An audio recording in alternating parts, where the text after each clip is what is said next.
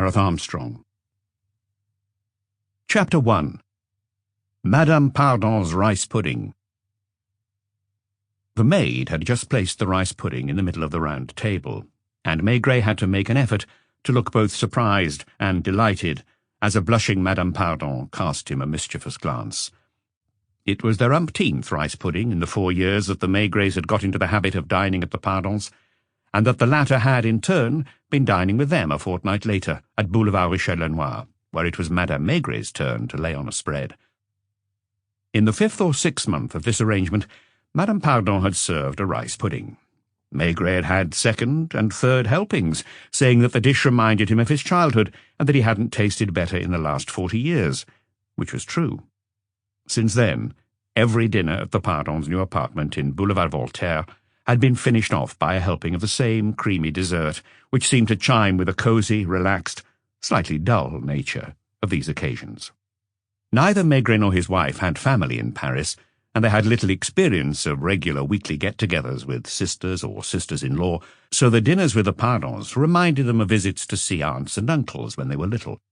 This evening, the Pardons' daughter, Alice, whom they had known since she was at school, and who had now been married for a year, had joined them along with her husband. She was 7 months pregnant, and had the mask, particularly the red blotches on her nose and under her eyes, and her young husband was paying special attention to what she ate. Maigret was about to comment once again on how delicious his hostess's rice pudding was, when the telephone rang for the 3rd time since they'd sat down to eat. They were used to it by now.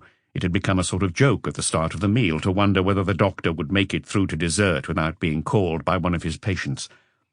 The telephone sat on a console table surmounted by a mirror. Pardon, with his napkin still in his hand, picked up the receiver. "Hello, Dr. Pardon here." They were watching him in silence, and suddenly heard a piercing voice that caused the phone to vibrate. Apart from the doctor, none of them could make out what was being said. It was just a stream of noise, as when you play a record at too fast a speed. Maigret, however, gave a frown, because he saw his friend's expression turn serious, and a worried look pass over his face. "Yes, I'm listening, Madame Kruger, yes." The woman at the other end of the line didn't need any encouragement to talk. Her words tumbled over each other, and for those who didn't have the receiver next to their ear, formed an incomprehensible but nonetheless pathetic litany. And there was a drama playing itself out on Pardon's face, mute but expressive. The local doctor, who just a few moments earlier had been smiling, relaxed, joining in the fun of the rice pudding, now seemed a long way from the tranquil bourgeois dining room. "I understand, Madame Kruger. I know, yes. If it would be of help, I could come round and—" Madame Pardon looked at the Maigrets as if to say, "Here we go again. Another dinner we'll have to finish without him." She was wrong. The voice was still booming out. The doctor was becoming more and more uneasy. "Yes, of course. Try to put them to bed." They could tell he was feeling despondent, powerless. I know, but I can't do any more than you have." No one was eating. No one said a word. "You realize that if this goes on, it will be you—" He sighed, wiped his brow with his hand. He was 45 and almost totally bald. His voice weary, he finally gave another sigh, as if buckling under the irresistible pressure. "Give him 1 of the pink pills. No, just 1. Give it half an hour, and if it's had no effect—" Everyone could sense the feeling of relief at the other end of the phone. "I'll be at home all evening. Goodbye, Madame Kruger." He hung up and came back to the table. They avoided asking him any questions. It took them several minutes to get the conversation flowing again. Pardon remained distracted. The evening followed its usual course. They left the table to have their coffee in the living room, where the table was covered with magazines, as this was the room where his patients waited during surgery hours. The 2 windows were open. It was May. The evening was warm, and in spite of the buses and cars, there was a hint of spring in the Parisian air. Families from the neighbourhood strolled along Boulevard Voltaire, and there were 2 men in shirt-sleeves sitting on the café terrace across the road. When the coffee had been poured, the women picked up their knitting and sat in their usual corner. Pardon and Maigret were seated next to one of the windows, while Alice's young husband, unsure about which group to join, ended up sitting next to his wife. They had already decided that Madame Maigret would be the godmother, and she was knitting a little jacket for the baby. Pardon lit a cigar. Maigret filled his pipe. They felt no great compulsion to speak, so they sat there in silence for quite a long time, while listening to the murmur of their wives' conversation. Finally, the doctor muttered, as if to himself, "Another of those evenings when I wished I did a different job." Maigret didn't press the point or push him into breaking confidences. He liked Pardon a lot. He considered him to be a man in the fullest sense of the word. Pardon glanced furtively at his watch. It could go on for 3 or 4 hours, but she could ring at any moment. He continued without providing any details, leaving Maigret to read between the lines. A small-time tailor, a Polish Jew who set up above a herbalist's shop in Rue Popincourt. 5 children, the eldest 9, and his wife is expecting a 6th. He gave his daughter's belly an involuntary look when he said this.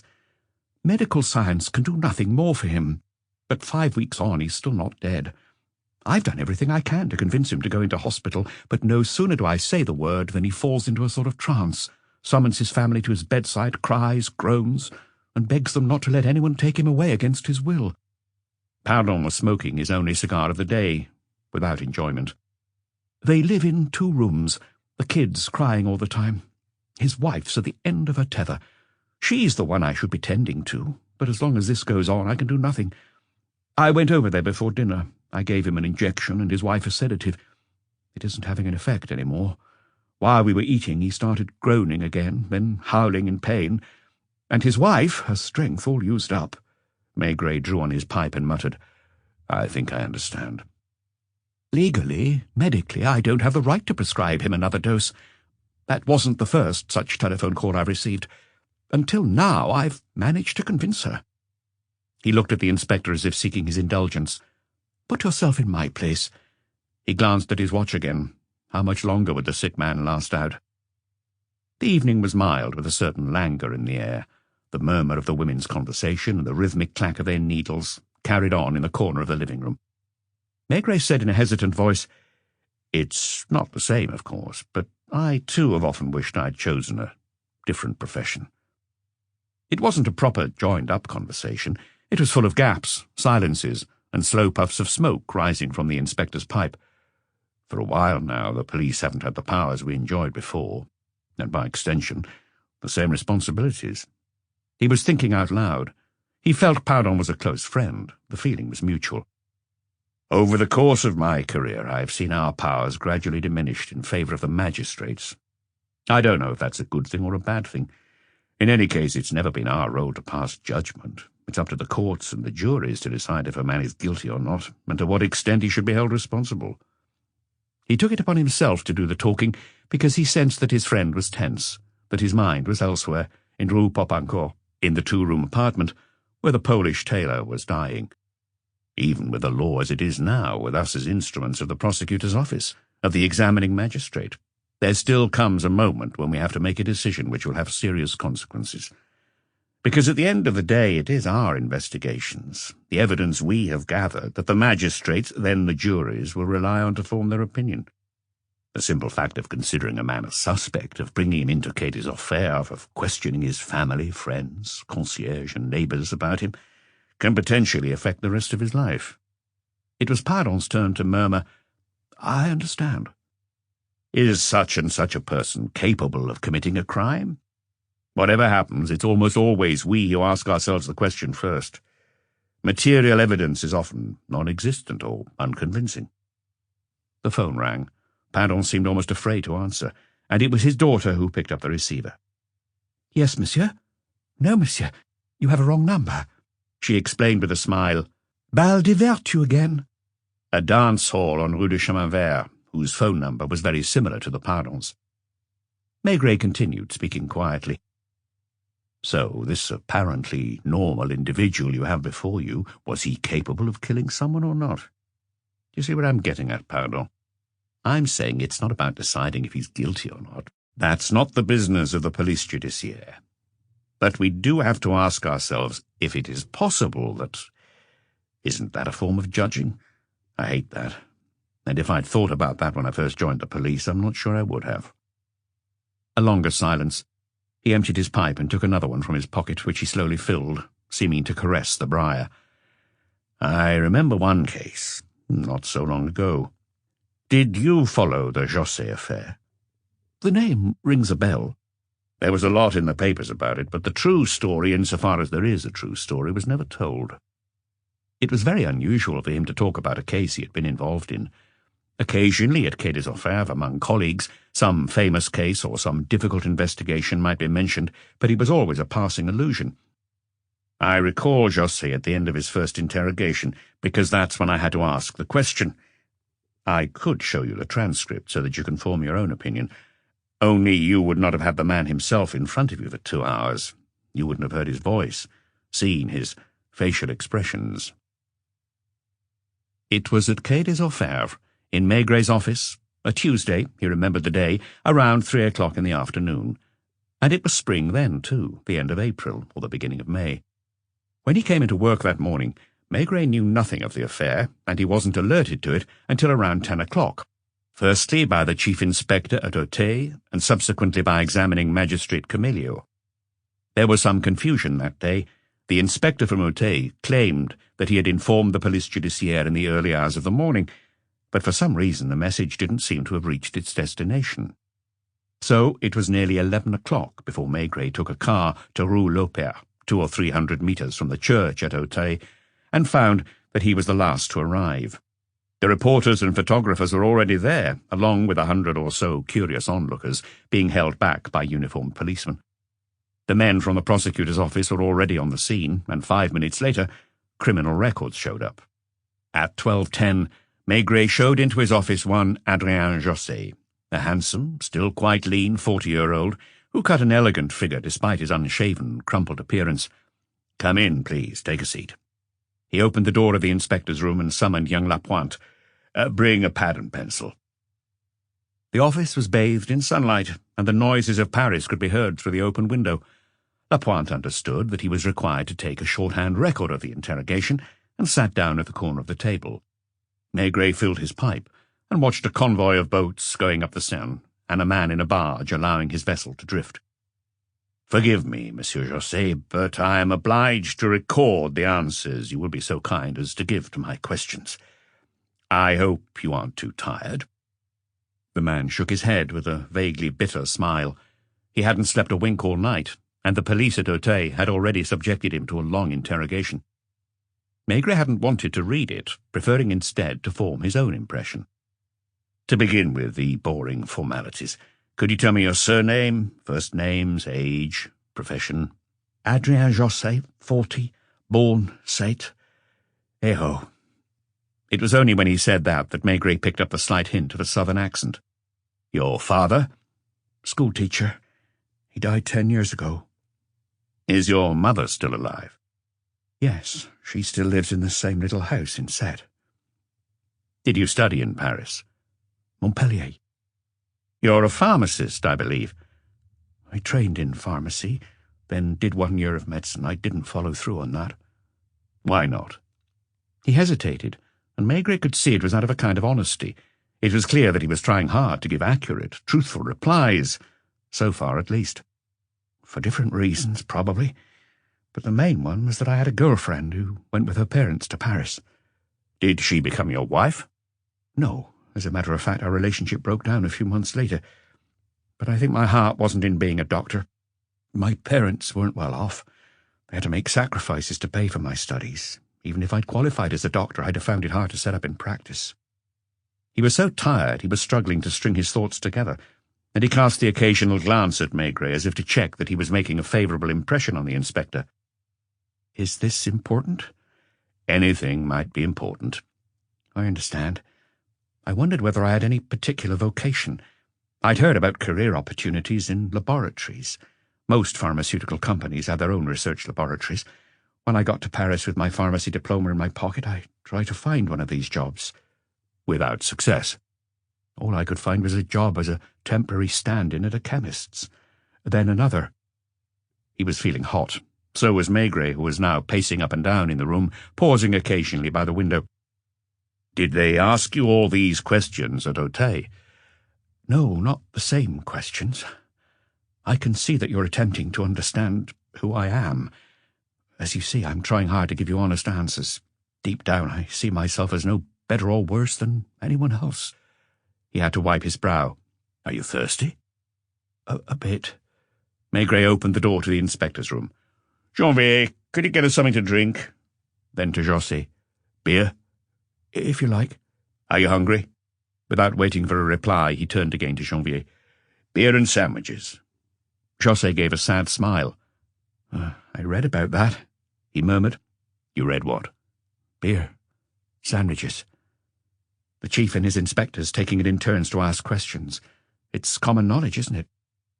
I never thought that one day... He had fine hands, and he sometimes wrung them nervously. "You know when you get here, but..." "Don't be alarmed, Monsieur José. I can promise you that I have no preconceived ideas about you." "The inspector at Auteuil certainly did." "Was he rough with you?" "He didn't treat me well. He used some words which... Anyway, who knows?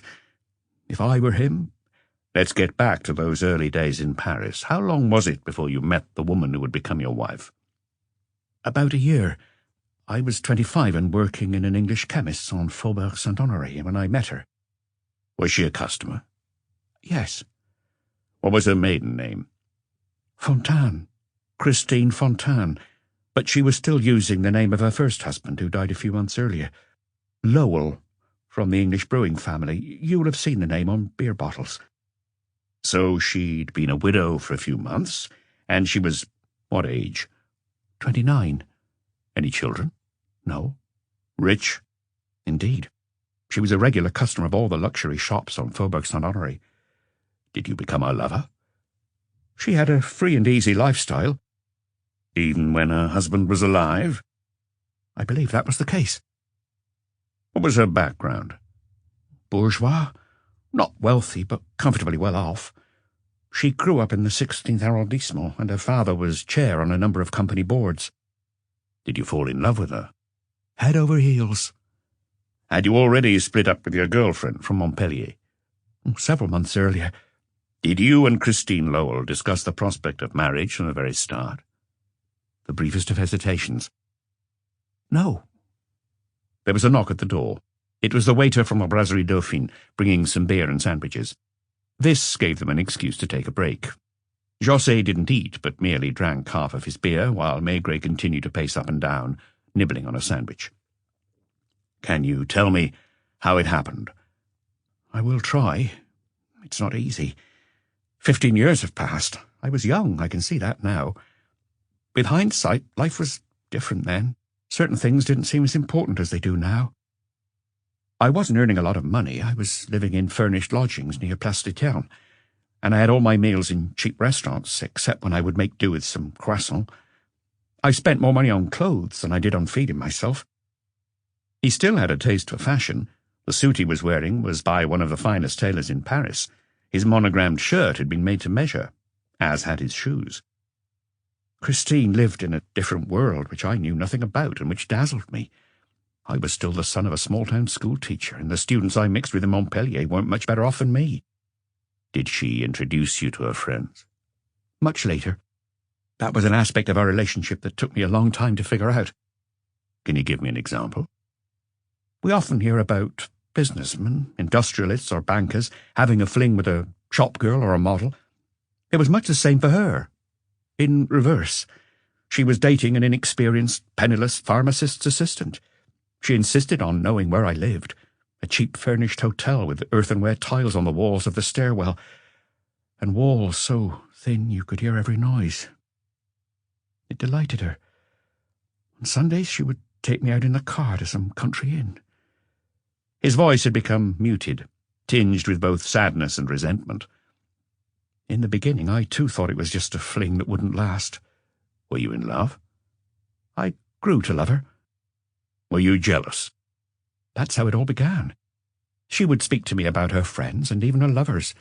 She enjoyed telling me all the details.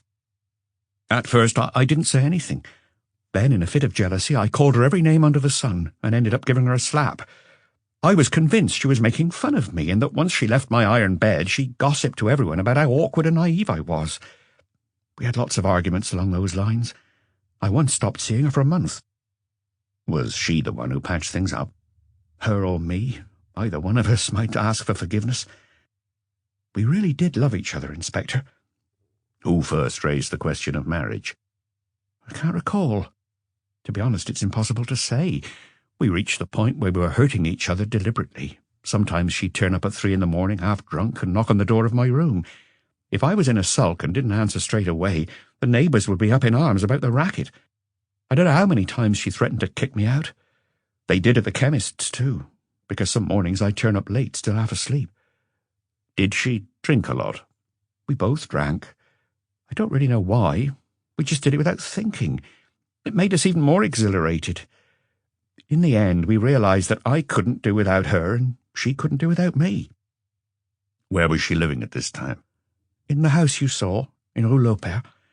It was around 2 or 3 a.m. one night. We were sitting in a cabaret bar when we looked each other in the eye and suddenly sobered up, asked ourselves in earnest where we were going. You don't know who first raised it? No, in all honesty. It was the first time the word marriage was mentioned, and on that occasion it was just a throwaway remark, more or less. It's hard to say after all this time.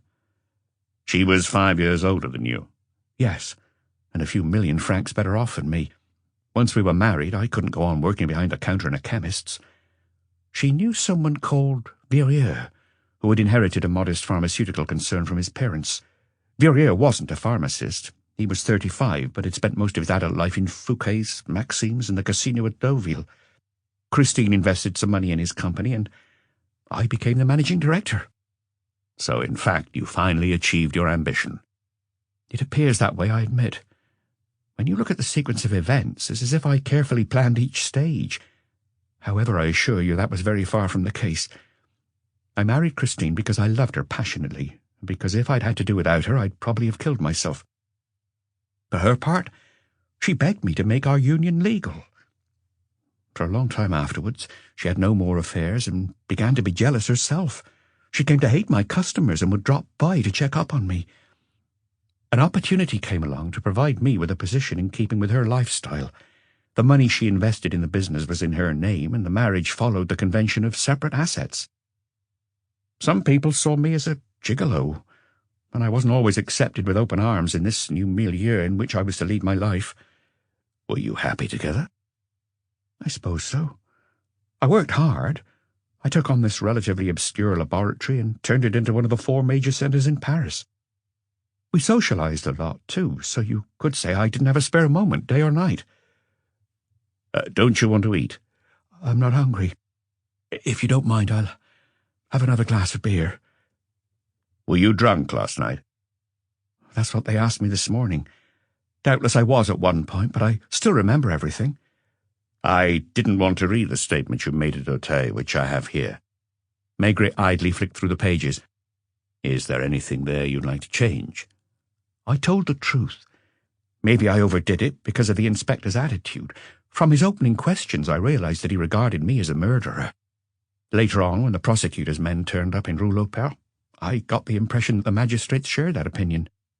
He was silent for a few moments. I can understand that. I was wrong to get worked up about it. Maigret asked blandly, So you didn't kill your wife? And José shook his head.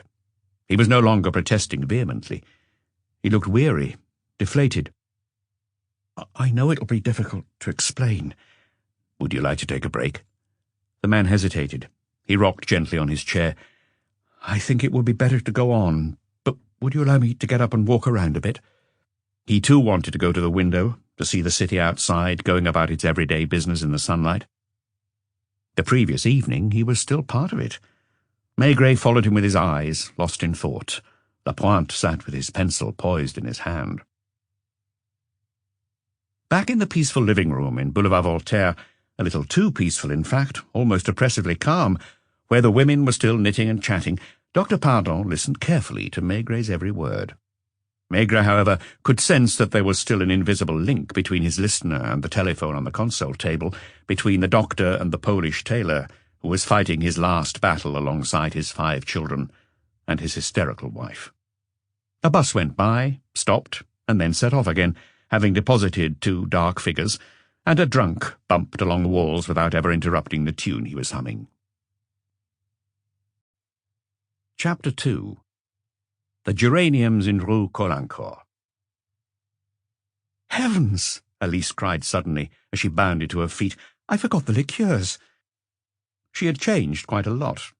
When she was a young girl, she rarely attended these dinners. She must have found them boring. She wasn't much in evidence in the first few months of her marriage, either. Maybe 1 or 2 appearances to show off her new role as wife, on a par, so to speak, with her mother.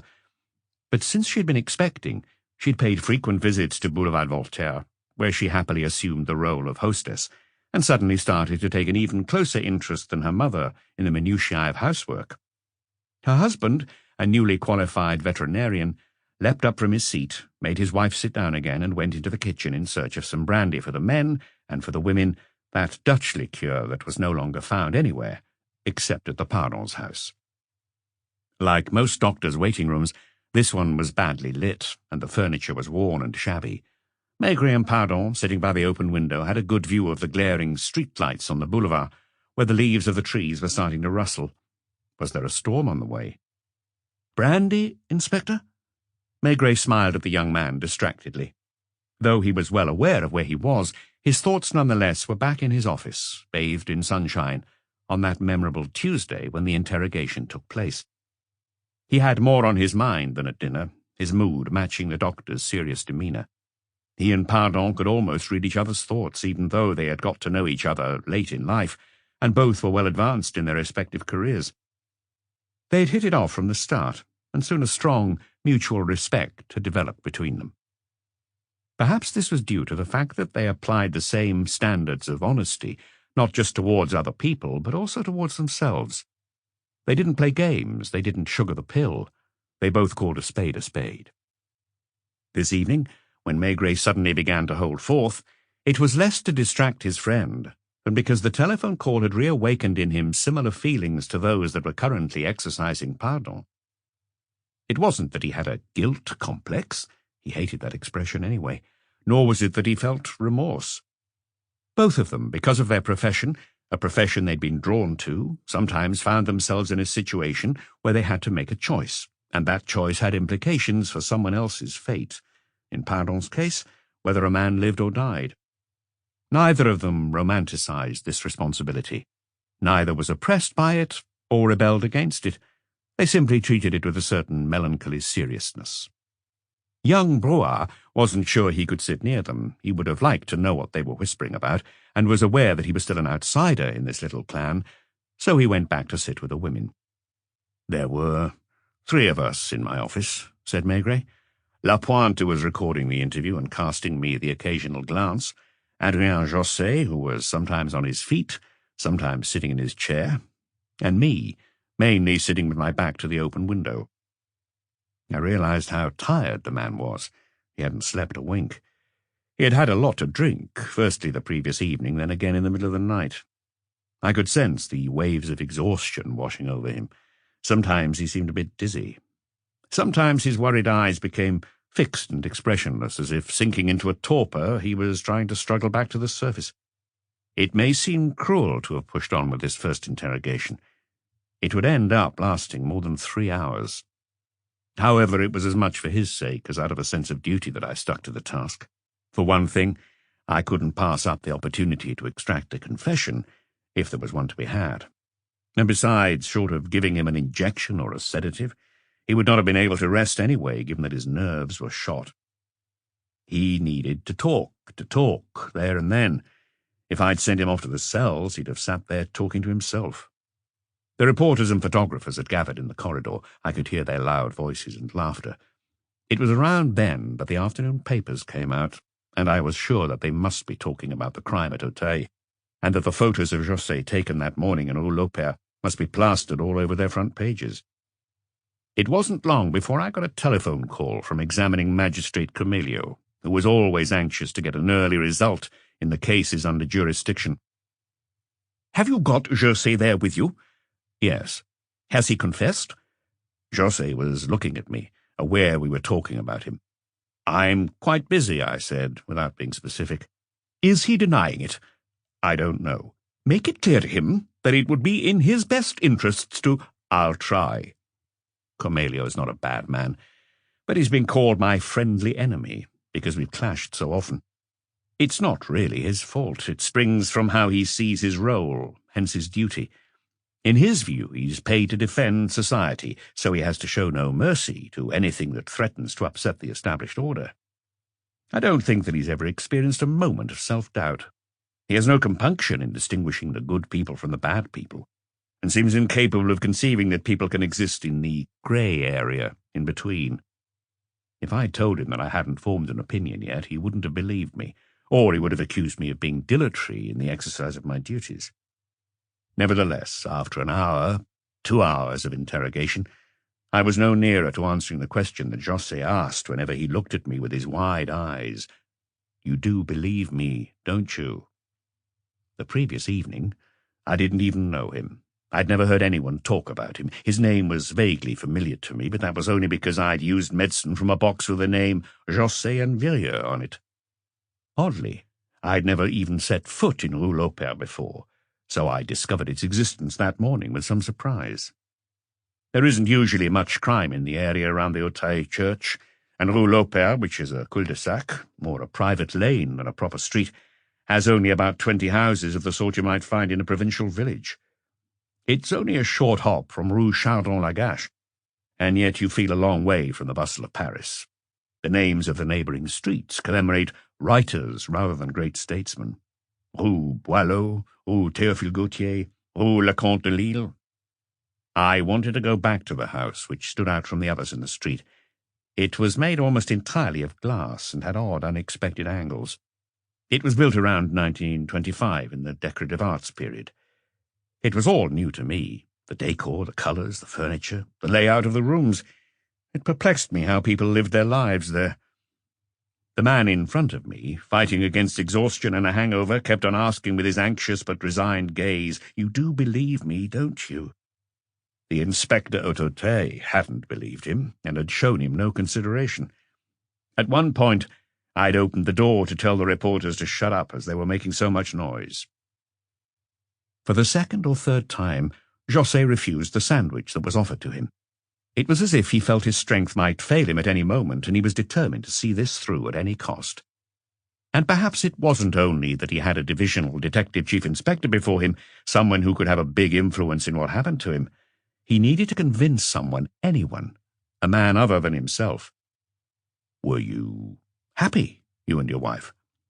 How would Maigret or Pardon have answered that question? José also hesitated. I think there were times when we were happy, especially when we were alone together, especially at night. We were true lovers. Do you understand what I'm saying? And if we had been able to be on our own more often— He would have been more explicit if he could. I don't know how familiar you are with this world. I wasn't at all before I found my way in. Christine had grown up in it. She needed it. She had lots of friends, a packed diary. If she was ever alone for a moment, she'd be on the telephone.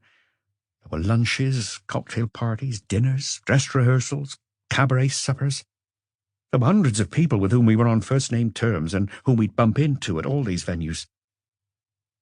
She loved me once, I'm sure of that. And in a sense she probably still did love me. What about you? Maigret asked. I loved her too. No one will believe me. Even our friends who know all about it will say otherwise. Nevertheless, we were united by something stronger than conventional love. We weren't lovers anymore, except on rare occasions. How long had this been going on? A few years, 4 or 5, I can't say exactly. I couldn't even tell you how we got that way. Did you argue? Yes and no. Depends what you mean by argue. We knew each other so well. We had no illusions about each other. It was impossible to cheat. In the end, we were merciless. Merciless about what?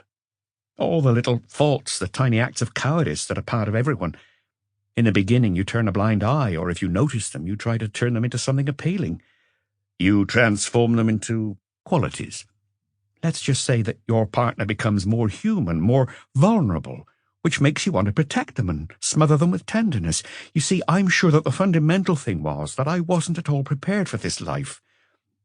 Do you know our offices in Avenue Marceau? We also have laboratories in Saint-Mandé and in Switzerland and Belgium. That was, and indeed still is, a part of my life, the most solid part. You asked me just now if I was happy. When I was there, managing an ever-expanding company, I felt fulfilled. Then suddenly the phone would ring. Christine would want to meet me somewhere. Did you feel, because of her money, that you were subordinate to her? I don't think so. Some people thought, and probably still do, that it was a marriage based on money. Is that incorrect? Money wasn't a factor at all. I swear. The business remained in your wife's name? Unfortunately not. She retained a large share, but an almost equal-sized part was signed over to me 6 years ago. At your request? At Christine's. I'd like to point out that as far as she was concerned, this wasn't a recognition of the results of my hard work, but rather a scheme to avoid certain taxes without ceding shares to third parties. But I know I can't prove it, and it will count against me, along with the fact that Christine drew up a new will in my favour. I haven't read it, I haven't seen it, I don't even know where it is. She told me about it one evening when she was depressed and thought she had cancer. Was she in good health? He hesitated, still giving the impression that he was scrupulously weighing up his words and their exact meanings.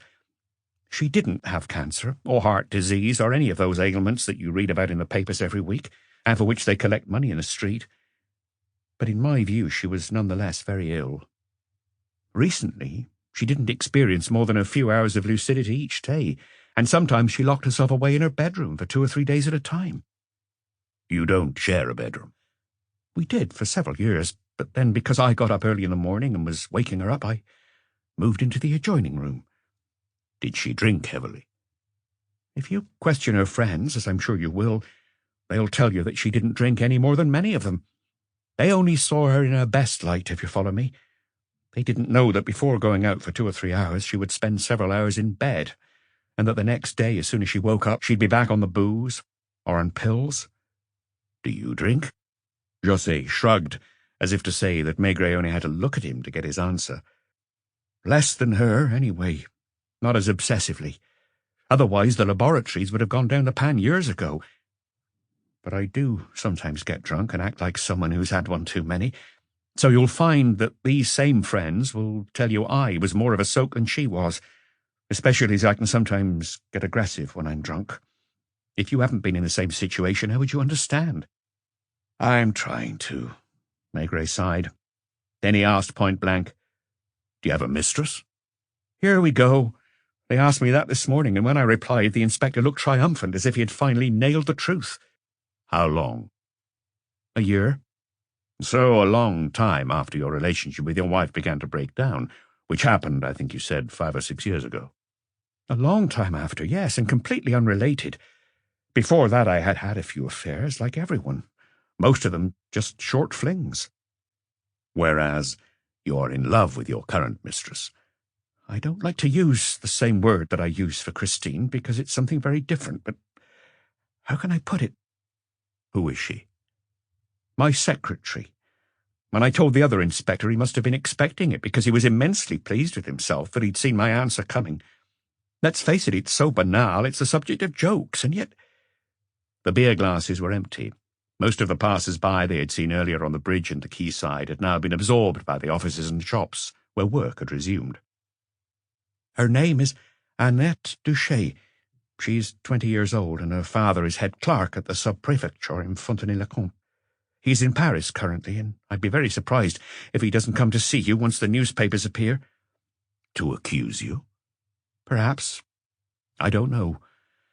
When something happens, when a person dies under mysterious circumstances, everything becomes complicated all of a sudden. You see what I'm trying to say? Nothing is normal and obvious anymore. Nothing just happens by chance. Every action and word takes on a damning meaning. I'm quite aware of what I'm saying, I promise you. I may need a bit of time to get my thoughts in order, but from now on I really want you to know that I'm not hiding anything from you and will do my utmost to help you to uncover the truth. Annette worked at Avenue Marceau for 6 months before I even noticed her, because Monsieur Jules, the head of personnel, put her in shipping, which is on another floor from my office, and I rarely set foot there. One afternoon, when my secretary was off sick, and I had an important report to dictate, they sent her to me. We worked until 11 at night in the empty building, and as I felt guilty that I'd made her miss a dinner, I took her for a bite to eat in a local restaurant. That's pretty much it. I've just turned 40, and she is 20. She reminds me of some of the girls I knew in Sète and Montpellier. I didn't make a move for a long time. At first I had her transferred into an office next to mine, where I was able to observe her. I found out things about her. I heard that she was a sensible girl, that to begin with she'd lived with an aunt in Rue Lamarck, and then she'd fallen out with her and moved out to a rented room in Rue Caulaincourt. I know this sounds ridiculous, but I even walked round to Rue Caulaincourt and saw the pots of geraniums on her windowsill on the 4th floor. Nothing happened for about 3 months. Then, when we set up a branch office in Brussels, I sent my secretary there and installed Annette in her place. Was your wife aware of all this? We didn't hide anything from each other. Did she have lovers? If I answer that, people will make out that I'm trying to blacken her name in order to defend myself. The dead are sacrosanct. How did she react? Christine? She didn't react at first. She just gave me a vaguely pitying look. Poor Adrien, has it come to this? She would ask for updates on the little girl, as she called her.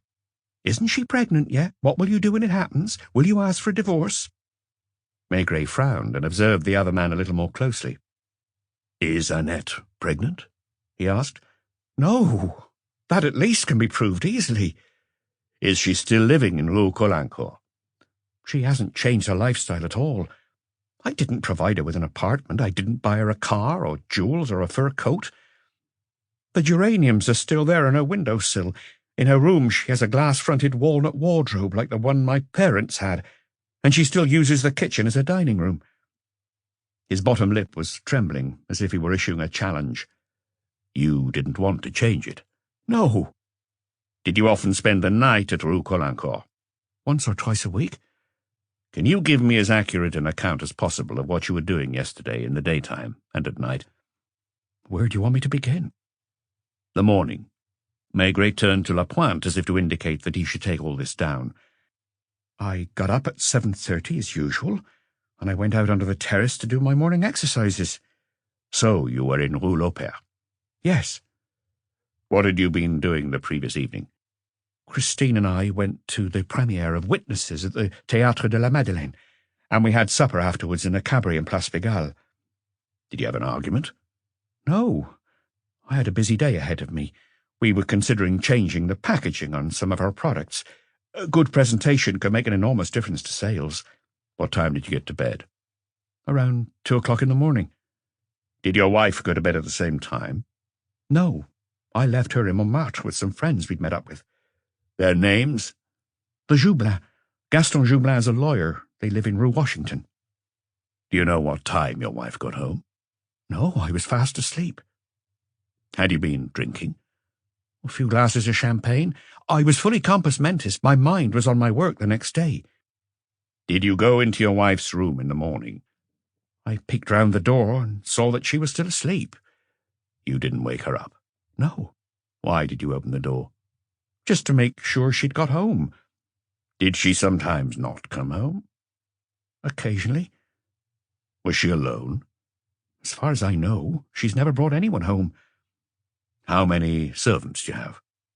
Not very many for a house of our size. Of course, we rarely ate at home. The cook, Madame Sirin, who's more like what the English call a housekeeper, doesn't spend the night at Rue Laupert, but lives with her son in the Javel quarter, on the other side of Pont Mirabeau. He's around 30, single, in poor health, and works for the Metro. The only one in residence is the chambermaid, a Spanish woman called Carlotta. Who makes you breakfast?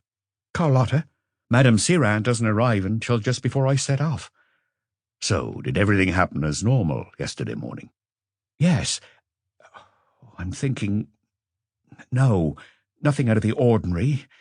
I had my bath, got dressed, went downstairs to eat, and when I got into my car, which I leave parked outside the front door at night, I noticed Madame Sirin coming round the corner, her shopping basket in her hand, because she does her shopping on the way here. Do you have just the one car?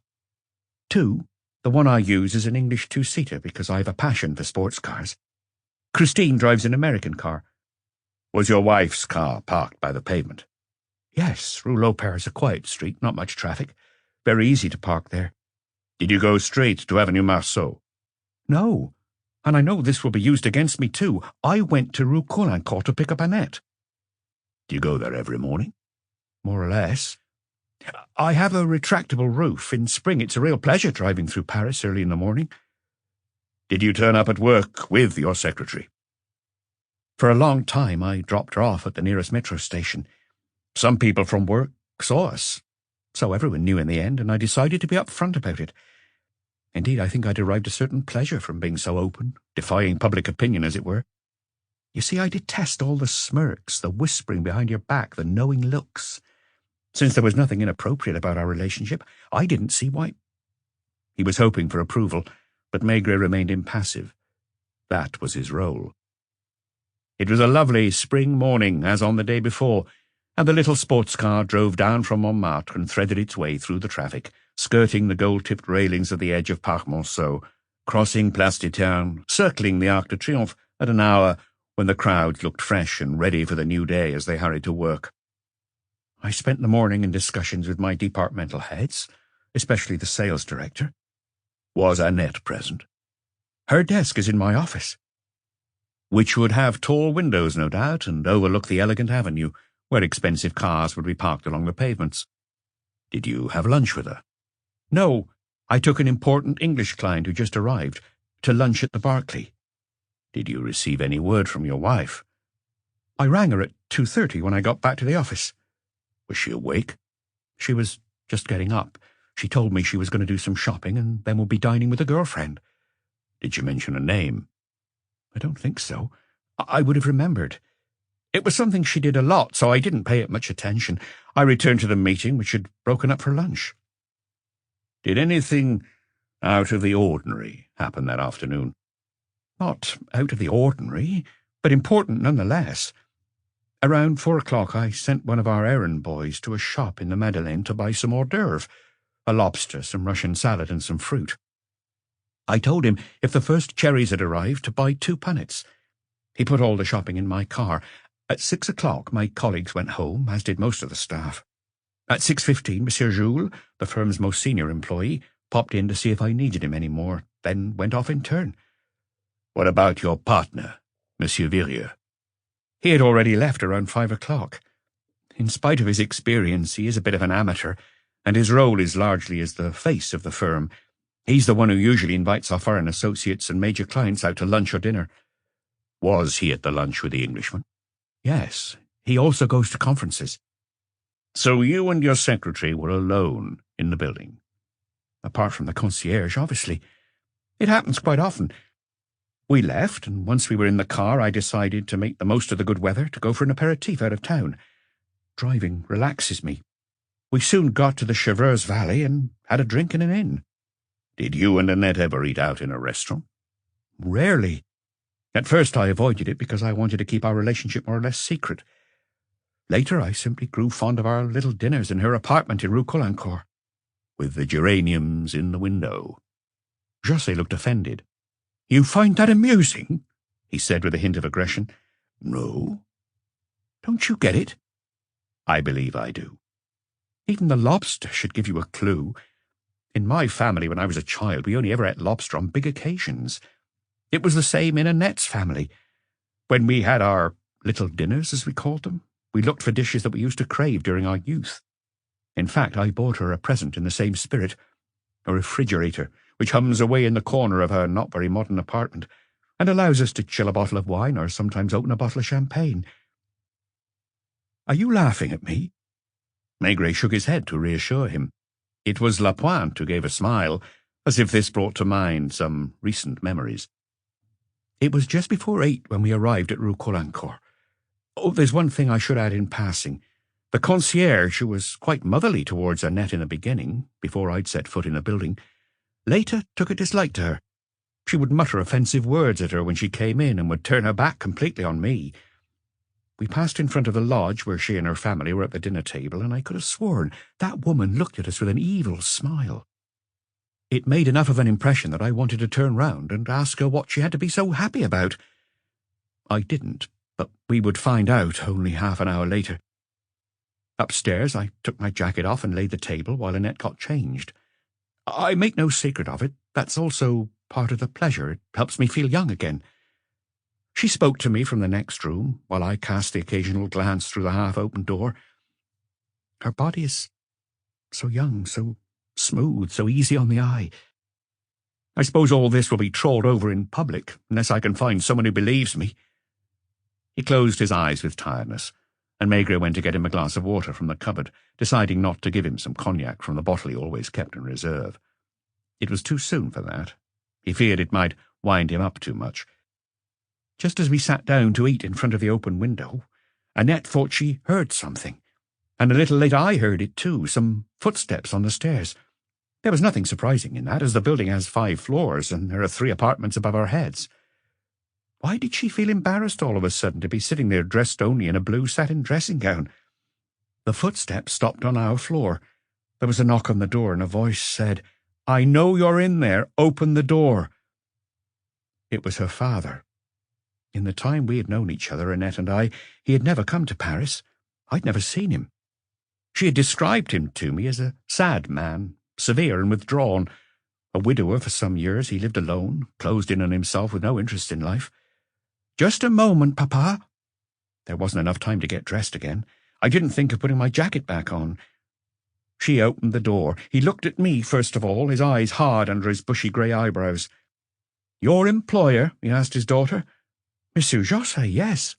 His gaze drifted to the table and landed on the red slash of the lobster, the bottle of Riesling. "It's just as they said," he muttered as he sat down in a chair. He hadn't taken his hat off. He sized me up, pursing his lips in disgust. "I suppose you keep your pyjamas and slippers in the wardrobe." What he said was true, and I blushed. If he'd gone into the bathroom, he would have found a razor, a shaving brush, my toothbrush, and my usual choice of toothpaste. Annette hadn't dared to look at him at first. Now she merely observed him and noticed that he was breathing in a strange way, as if the climb up the stairs had left him out of breath. Also his body was swaying oddly. "Have you been drinking, Papa?" she cried. He never drank. Probably he had already come to Rue Caulaincourt during the day and spoken to the concierge.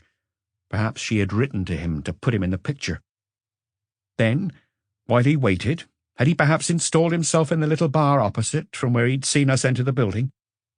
He had drunk to build up his courage. His complexion was grey, his clothes were loose-fitting, as if he'd once been a big man, perhaps even a jovial one. So, it's true, then. He looked at us both in turn, searching for the right words, probably just as ill at ease as we were. Finally, he turned to me and asked in a tone that was both threatening and ashamed at the same time, "What are you planning to do?" Chapter 3. The concierge who wanted to get her picture in the paper. Maigret condensed this part of the interrogation into 20 or 30 replies that seemed to him the most salient. He rarely spoke continuously. His conversations with Dr. Pardon were punctuated with silences, in which he drew slowly on his pipe, as if allowing the content of his next sentence time to take shape. He knew that his words had the same meaning for his friend, the same resonances as they did for him. A situation so banal it is the stuff of hackneyed jokes. There are probably tens of thousands of men in Paris alone in the same circumstances. For the vast majority, it all works out more or less well in the end. The drama, if there is any, takes place at home, and involves a separation, sometimes a divorce. Then life goes on. The man before him in his office, which smelled of spring and of tobacco, was battling for his survival, and from time to time he looked at the inspector to see whether he still had a fighting chance. The three-handed scene in the lodgings in Rue Caulaincourt had been both dramatic and sordid. It is that very mixture of sincerity and comedy, of the tragic and the grotesque, that is so hard to express, so hard even to visualize after the event, and Maigret understood Josset's dismay as he searched for the right words but never managed to find them. "I'm sure, Inspector, that Annette's father is an honest man, and yet he doesn't drink, I've already told you that. He's been living an austere existence since his wife died. He seems like a man who is consumed by something, I don't know. It's just a guess. Perhaps it is remorse that he didn't make her happier. But yesterday, as he waited for us to turn up in Rue Caulaincourt, he had had several drinks. He had found himself in a bar, the only place from which he could keep an eye on the building, and had ordered a drink without thinking, all for Dutch courage, and then just unwittingly carried on drinking. When he stood in front of me, he hadn't lost control of himself, but it wouldn't have been possible to hold a coherent conversation with him. What could I say in reply to his question? He stared at me with that same serious look and repeated it. "What are you planning to do?" And I, who had a clear conscience just a few moments earlier, who was so proud of our love that I couldn't resist the desire to show it to the world, now suddenly felt guilty. We'd barely started to eat. I can still picture the red of the lobster and the red of the geraniums, Annette clutching her blue dressing gown over her chest and holding back her tears. Genuinely moved, I stammered, "I can assure you, Monsieur Duché," he went on, "you do know, I trust, that she was an innocent young lady." Somehow, coming from him, the words didn't seem so comical. As it happens, it wasn't true. Annette was no longer an innocent young lady when I met her, and she never made out that she was. The funny thing is, it was because of her father, indirectly, that she wasn't. He was a loner, and there was only one person he admired, a man the same age as him, his superior at work. He held him in high regard, looked up to him, really. It was more a sort of hero worship. Annette got a job as a typist in this man's office, and Duché felt the same pride in her as some fathers feel when their sons give their lives for their country. Stupid, eh? It was with this man that Annette had her first sexual experience, an incomplete one as it happens because of his impotence, but because she was obsessed with the memory of it, and to avoid a repeat performance, she came to Paris. I wasn't brave enough to raise this with her father. I kept quiet as I tried to find the right words. With a thick voice, he kept insisting, "Have you told your wife?" I told him I had, without thinking, without considering the consequences. Has she agreed to the divorce? I confess that I said yes to this too. Maigret, who was looking at him hard, asked his own question. Did you ever actually consider a divorce? I don't know. You want the truth, don't you? Maybe the thought crossed my mind, but I never contemplated it seriously. I was happy. Well, let's just say I had enough small pleasures in my life that I thought of myself as a happy man, and I didn't feel brave enough to... He was still trying to find the exact words, but the exactness he was striving for was beyond his reach. So he rather gave up. In short, you had no reason to change the status quo. It's more complicated than that. With Christine, life had been... How shall I put it? Life had been different, more colourful. Do you see what I'm saying? Then little by little reality began to intrude. I began to see her in a new light. I didn't hold it against her. I knew it was inevitable. I was the one who hadn't seen things as they were from the start. This other woman that Christine had become inspired my affection too, perhaps more so than the old Christine. But not rapture, not flights of passion. We were in new territory. He wiped his brow, an action that was starting to become repetitive. I really want you to believe me. I'm trying to help you understand everything. Annette is different from how Christine was. I'm different too, and I'm a lot older. I was happy with what she gave me and had no desire to know any more. Maybe you find that selfish, even cynical. So you didn't want to make Annette your wife and repeat your first experience. Despite this, you told her father. I don't remember the exact words I said. I felt ashamed with him sitting there in front of me. I felt guilty. Besides, I wanted to avoid a scene. I swore that I loved Annette, which is true. I promised to marry her as soon as I was able to. Did you use those very words? Maybe.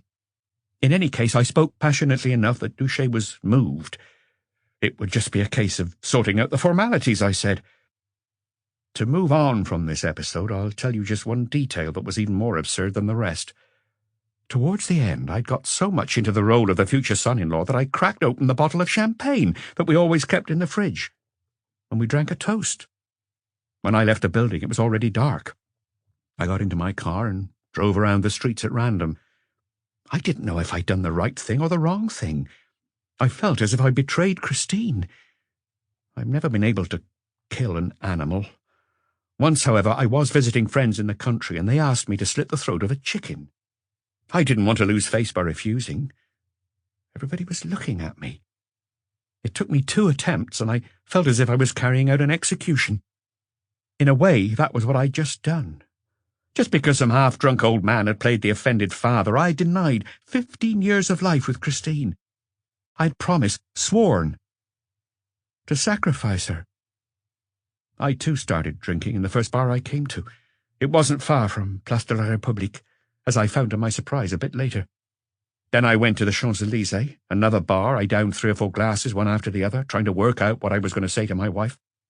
I composed sentences in my head and spoke them to myself in a soft voice to check how they sounded.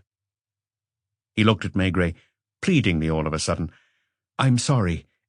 It's probably not the done thing. You wouldn't have something to drink, would you? I've held up until now, but it's a physical thing, do you see? When you've had a lot to drink the night before." Maigret went to the cupboard, fetched the bottle of cognac, and poured José a glass. "Oh, thank you. I still feel ashamed of myself.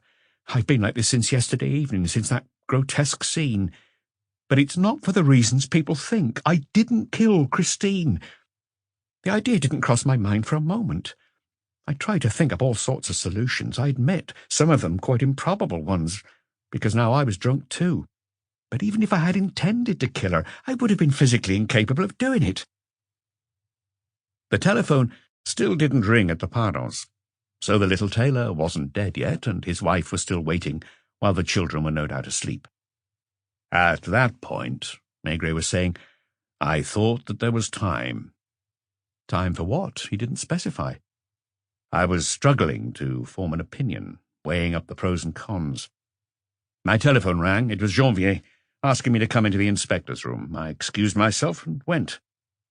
Janvier wanted to show me the latest edition of one of the afternoon newspapers. The ink wasn't yet dry. A bold headline announced, Adrien José's double life, violent scene at Rue Colincourt. What about the other papers? It's just this one. Phone the newsroom and ask them where they got it from. While he waited, Maigret read the article. We are able to provide some details on the private life of Adrien José, whose wife was murdered last night in their home at Auteuil. See article above. While friends of the couple consider them to be close, in fact, this manufacturer of pharmaceutical products has been leading a double life for about a year.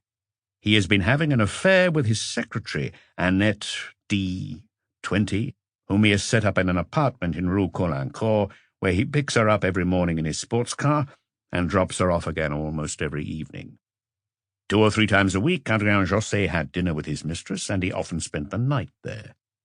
However, yesterday evening a dramatic incident took place at Rue Colincourt. The young woman's father, a respectable civil servant from Fontenay-le-Comte, paid his daughter an unexpected visit and came across the couple in a situation of intimacy that left no room for doubt. The 2 men confronted each other in a violent altercation. We have not been able to contact Monsieur D., who must have left the capital this morning. But the events that played out in Rue Colincourt are evidently not unrelated to the drama that would unfold a short time later in the José home in Auteuil. Janvier hung up. I couldn't get hold of the reporter because he's not at the paper at present. He's probably here out in the corridor with the others. Possibly. The person I spoke to was pretty tight-lipped. First of all, she mentioned an anonymous phone call to the newsroom around midnight, just after the crime had been announced on the radio. In the end, I realized it must have been the concierge. Half an hour earlier, José had still had a chance to properly defend himself. He hadn't been charged. Even though he was considered a suspect, there was no material evidence against him. Camillo was sitting in his office, awaiting the result of the interrogation, and even though he was in a hurry to offer up the guilty party to the public, he would not have acted against Maigret's advice. A concierge who wanted to get her photo in the papers had just changed the whole situation. As far as the public were concerned, José would from now on be the man with a double life, and even the thousands of men in the same situation as him would not refrain from seeing that as the motive for the murder. So true was this that Maigret could hear the phone in his office ringing already through the door. When he went in, Lapointe, who had picked up the phone, said, He's here, sir. I'll hand you over. Camelio, obviously. Have you read it, Maigret? I knew about it, Maigret replied dryly. José couldn't fail to notice that it was about him, and he cocked an ear. Was it you who gave the information to the paper? Did the concierge inform you? No, he told me. Of his own accord? Yes. So, he really did meet the girl's father yesterday evening? That's right. Don't you think, under the circumstances— I don't know, sir. I'm still interrogating him. Will you be much longer? I don't think so. Bring me up to date as soon as you can, and don't tell the press anything until you've seen me. I promise. Should he tell José about it? Would that be the honest thing to do? This phone call had clearly unnerved him. I guess the examining magistrate— He won't do anything until he sees me. Sit down. Try to stay calm. I have a few more questions to ask you. Something's happened, hasn't it? Yes. Something bad for me? Fairly. I'll tell you about it in a moment. Where were you? In a bar in the Étoile area. This will all be checked, not necessarily because we doubt your word, but because it's routine. Do you know the name of the bar? The Select. Jean, the barman, has known me a long time. What time was it? I didn't look at my watch or the clock behind the bar, but I'd say around 9:30. Did you speak to anyone? The barman? Did you mention your problems? No. He realized because of the way I was drinking.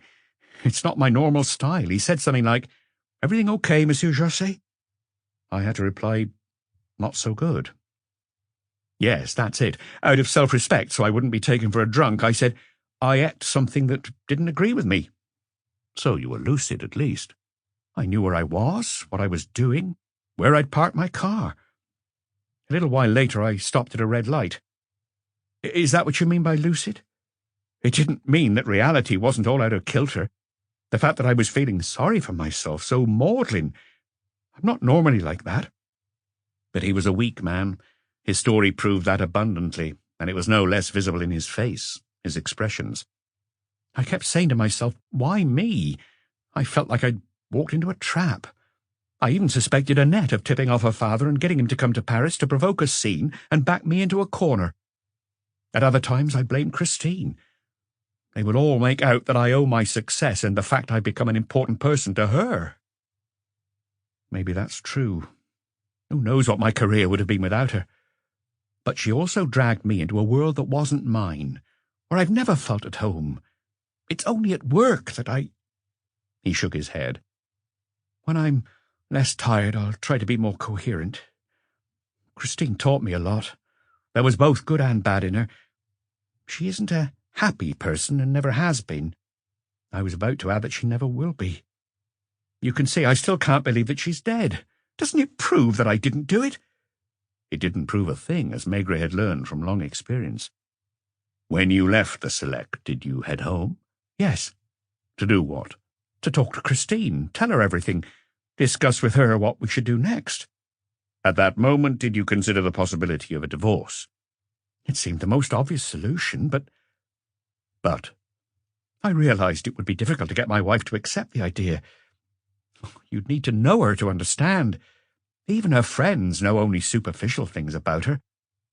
Our relationship was not on the same footing as it was before, that's true. We were no longer in love, as I've told you. We had started to argue and perhaps even despise each other. But I was the only person who understood her. She knew it. She could only be herself with me. I didn't judge her.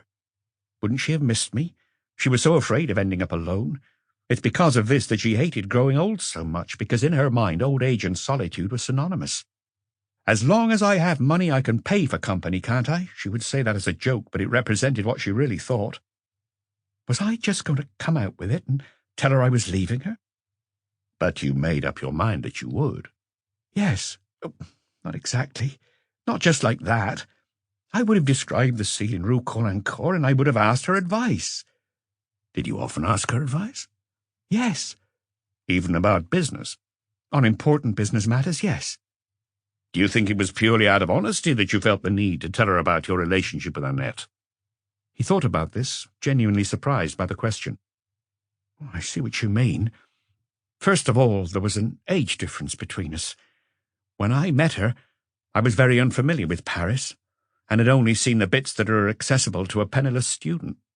She taught me everything about a whole way of life, a whole social milieu. What happened when you got to Rue Lopère? I wondered if Christine would be home. It was unlikely, and I anticipated having to wait for her. I was comforted by the thought, as I needed to screw up my courage. By having another drink? I guess so. Once you start, it's easy to believe that one more drink will steady your nerves. I saw the Cadillac parked at the door.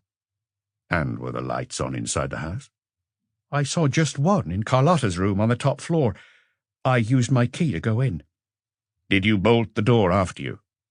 I was expecting that question, since they asked me the same thing this morning.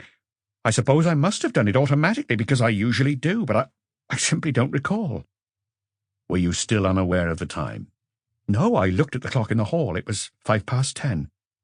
Were you surprised that your wife was home so soon?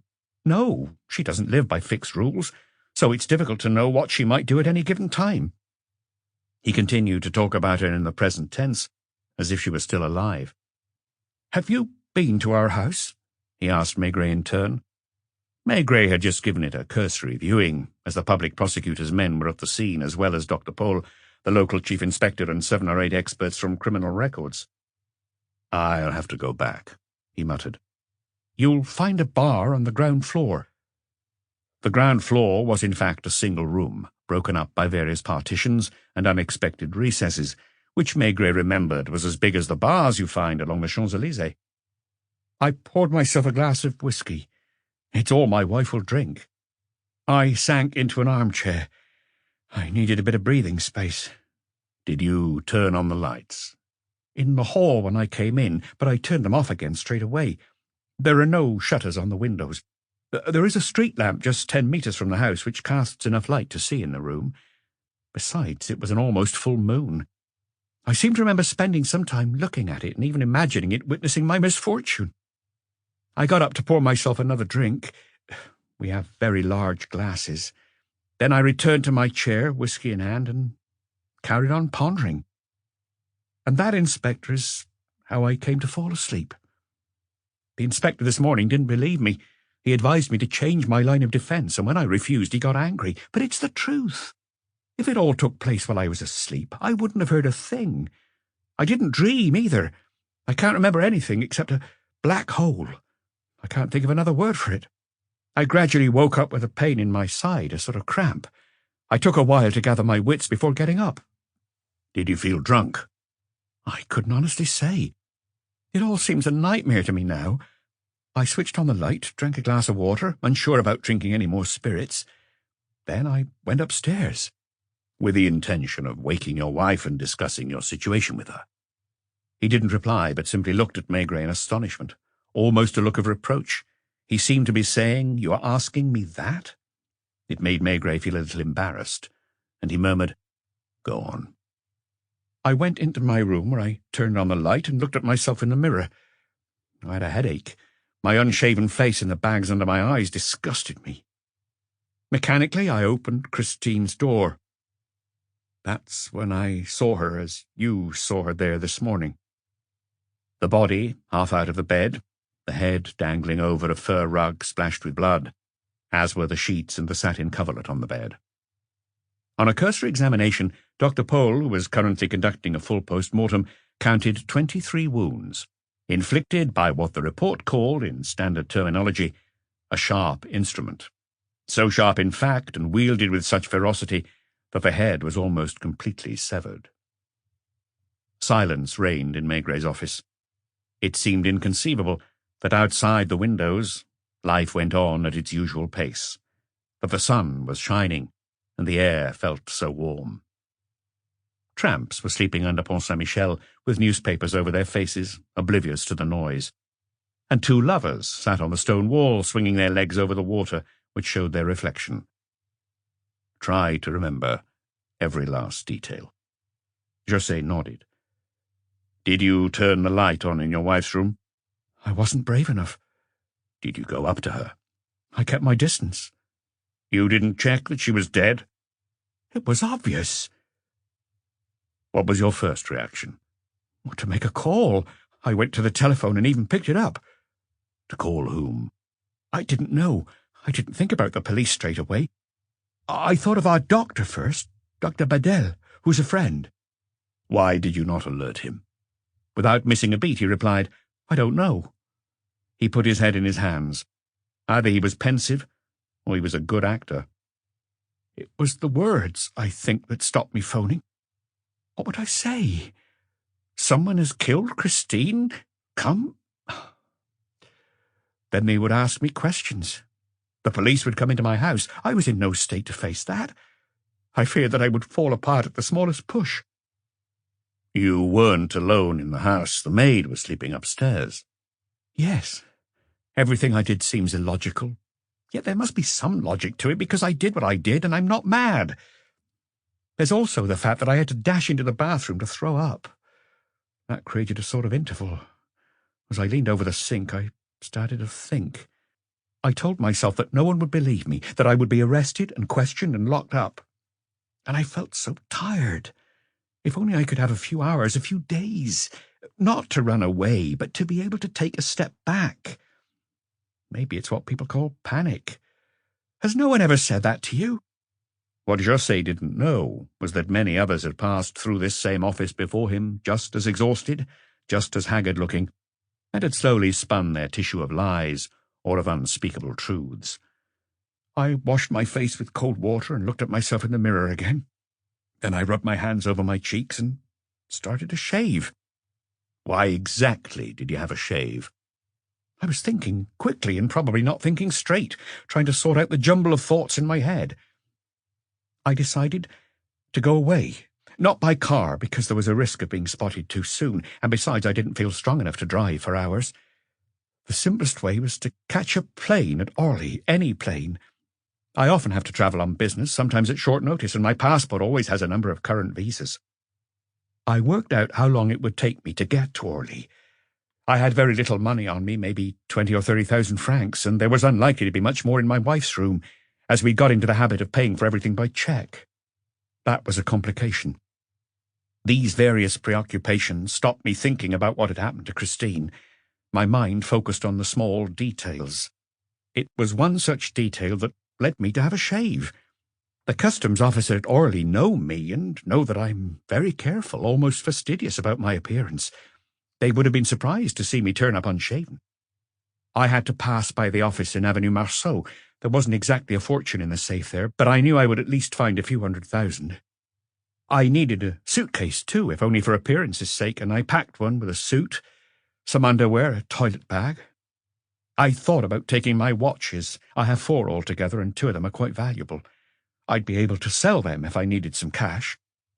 The watches reminded me of my wife's jewellery.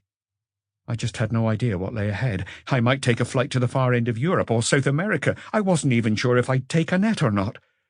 Did you consider taking her? I believe I did, yes.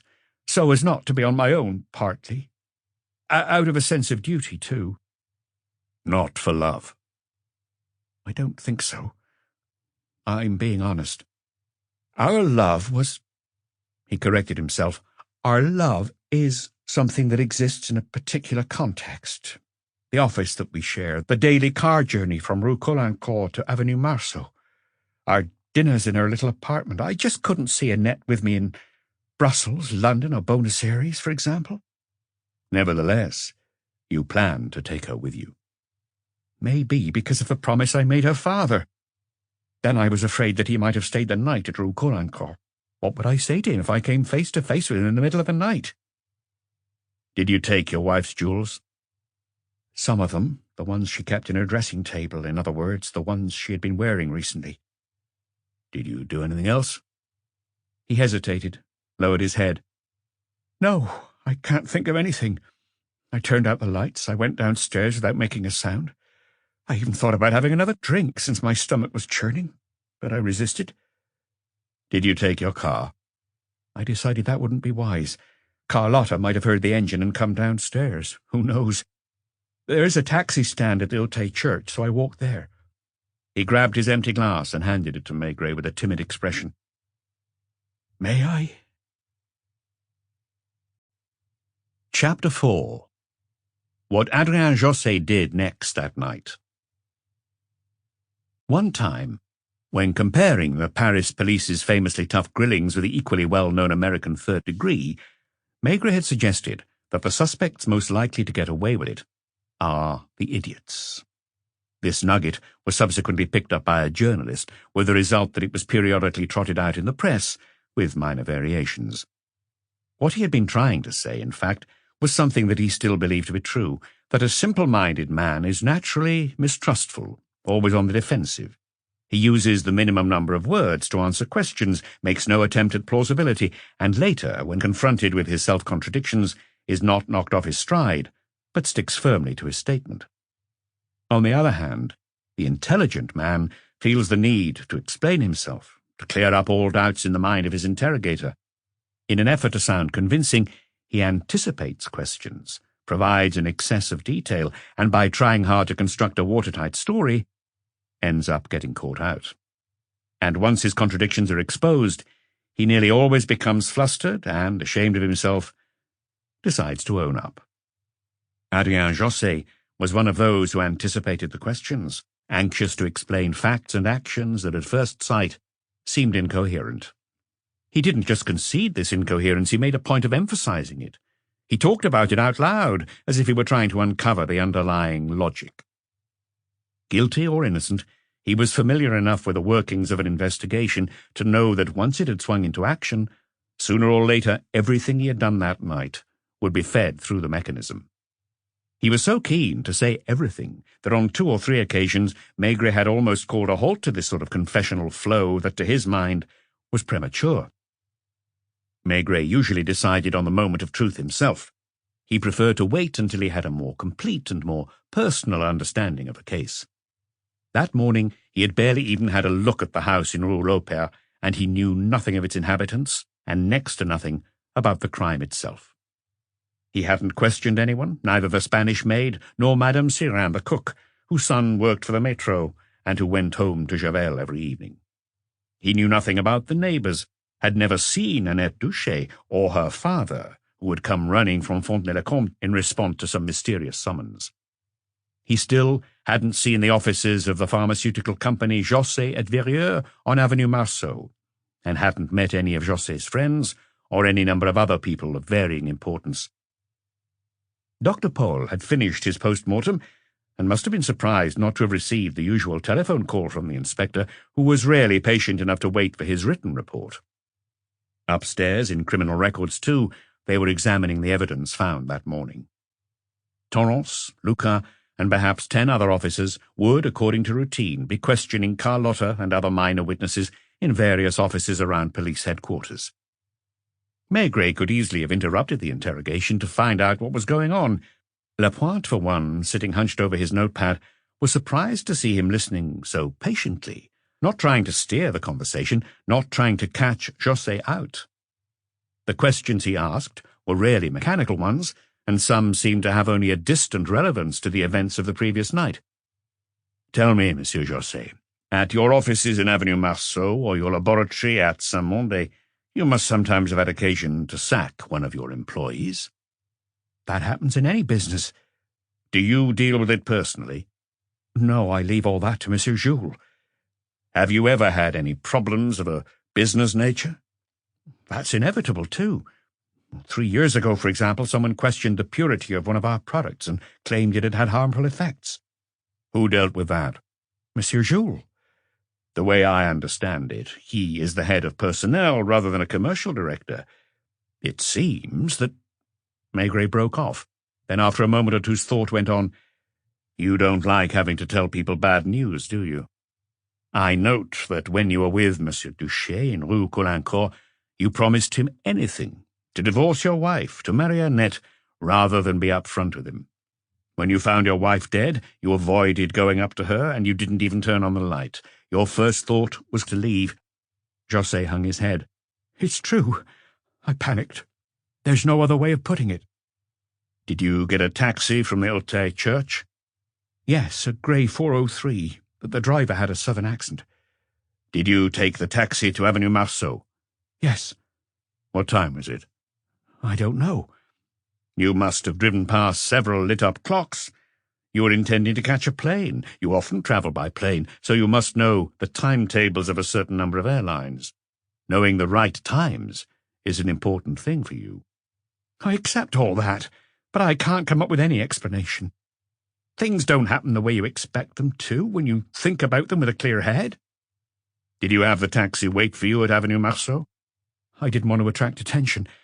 I paid the fare and walked across the pavement. For a moment, as I searched through my pockets, I thought I'd forgotten my key. Were you worried? No, I intended to leave, but I was in the hands of fate. Anyway, I eventually found the key in a pocket I don't usually put it in. I entered the building. Wasn't there a risk you would wake up the concierge? If I had, I would have said that I needed a certain document for a business trip that had been arranged at the last minute. I wasn't too concerned about that. Did he hear you? No. I went up to my office. I opened the safe, took the 400,000 francs that were inside, and then wondered where to conceal them in case I got searched by customs. But I didn't attach too much importance to that, as they never searched me. I sat in my normal chair and stayed there motionless for 10 minutes, looking all around me. Is that when you made your mind up not to leave? I felt too tired. I didn't have the strength. The strength to do what? To go to Orly, to buy a ticket, to wait, to show my passport, to feel afraid. Afraid of being arrested? Of being questioned. I kept thinking about Carlotta, who had perhaps come downstairs. Even when I landed in a foreign airport, there was a risk I might be questioned. At best, I'd be starting a new life, with nobody. Did you put the money back in the safe? Yes. What did you do next? I felt encumbered by the suitcase. I wanted a drink. It was an obsession. I was convinced that a bit of alcohol would restore my composure, even though it hadn't worked that well so far. I must have walked as far as Étoile to hail another taxi. I said, "Stop when you see a bar." The car only had to go 200 meters. I left the suitcase and went inside without realizing it was a strip joint. I told the maitre d' I didn't want a table and went to the bar instead, where I ordered a whiskey. The hostess asked me to buy her a drink, and for the sake of peace, I nodded to the barman to serve her. I had 2 drinks. I paid. I left and went to find my taxi. "Which station?" the driver asked. "Go to Auteuil. Go via Rue Chardon-Lagache. I'll tell you where to stop." My suitcase was giving me a guilt complex. I stopped the taxi 150 meters from my house and made sure before I went in that there were no lights on in the house. I didn't hear a sound.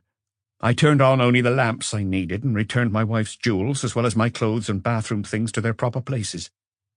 I guess you'll find my fingerprints on the dressing table and the jewellery, if you haven't already. So you went back into your wife's room? I had to. You didn't look at her? No. You still didn't think of ringing the police? I was still putting it off. What did you do next?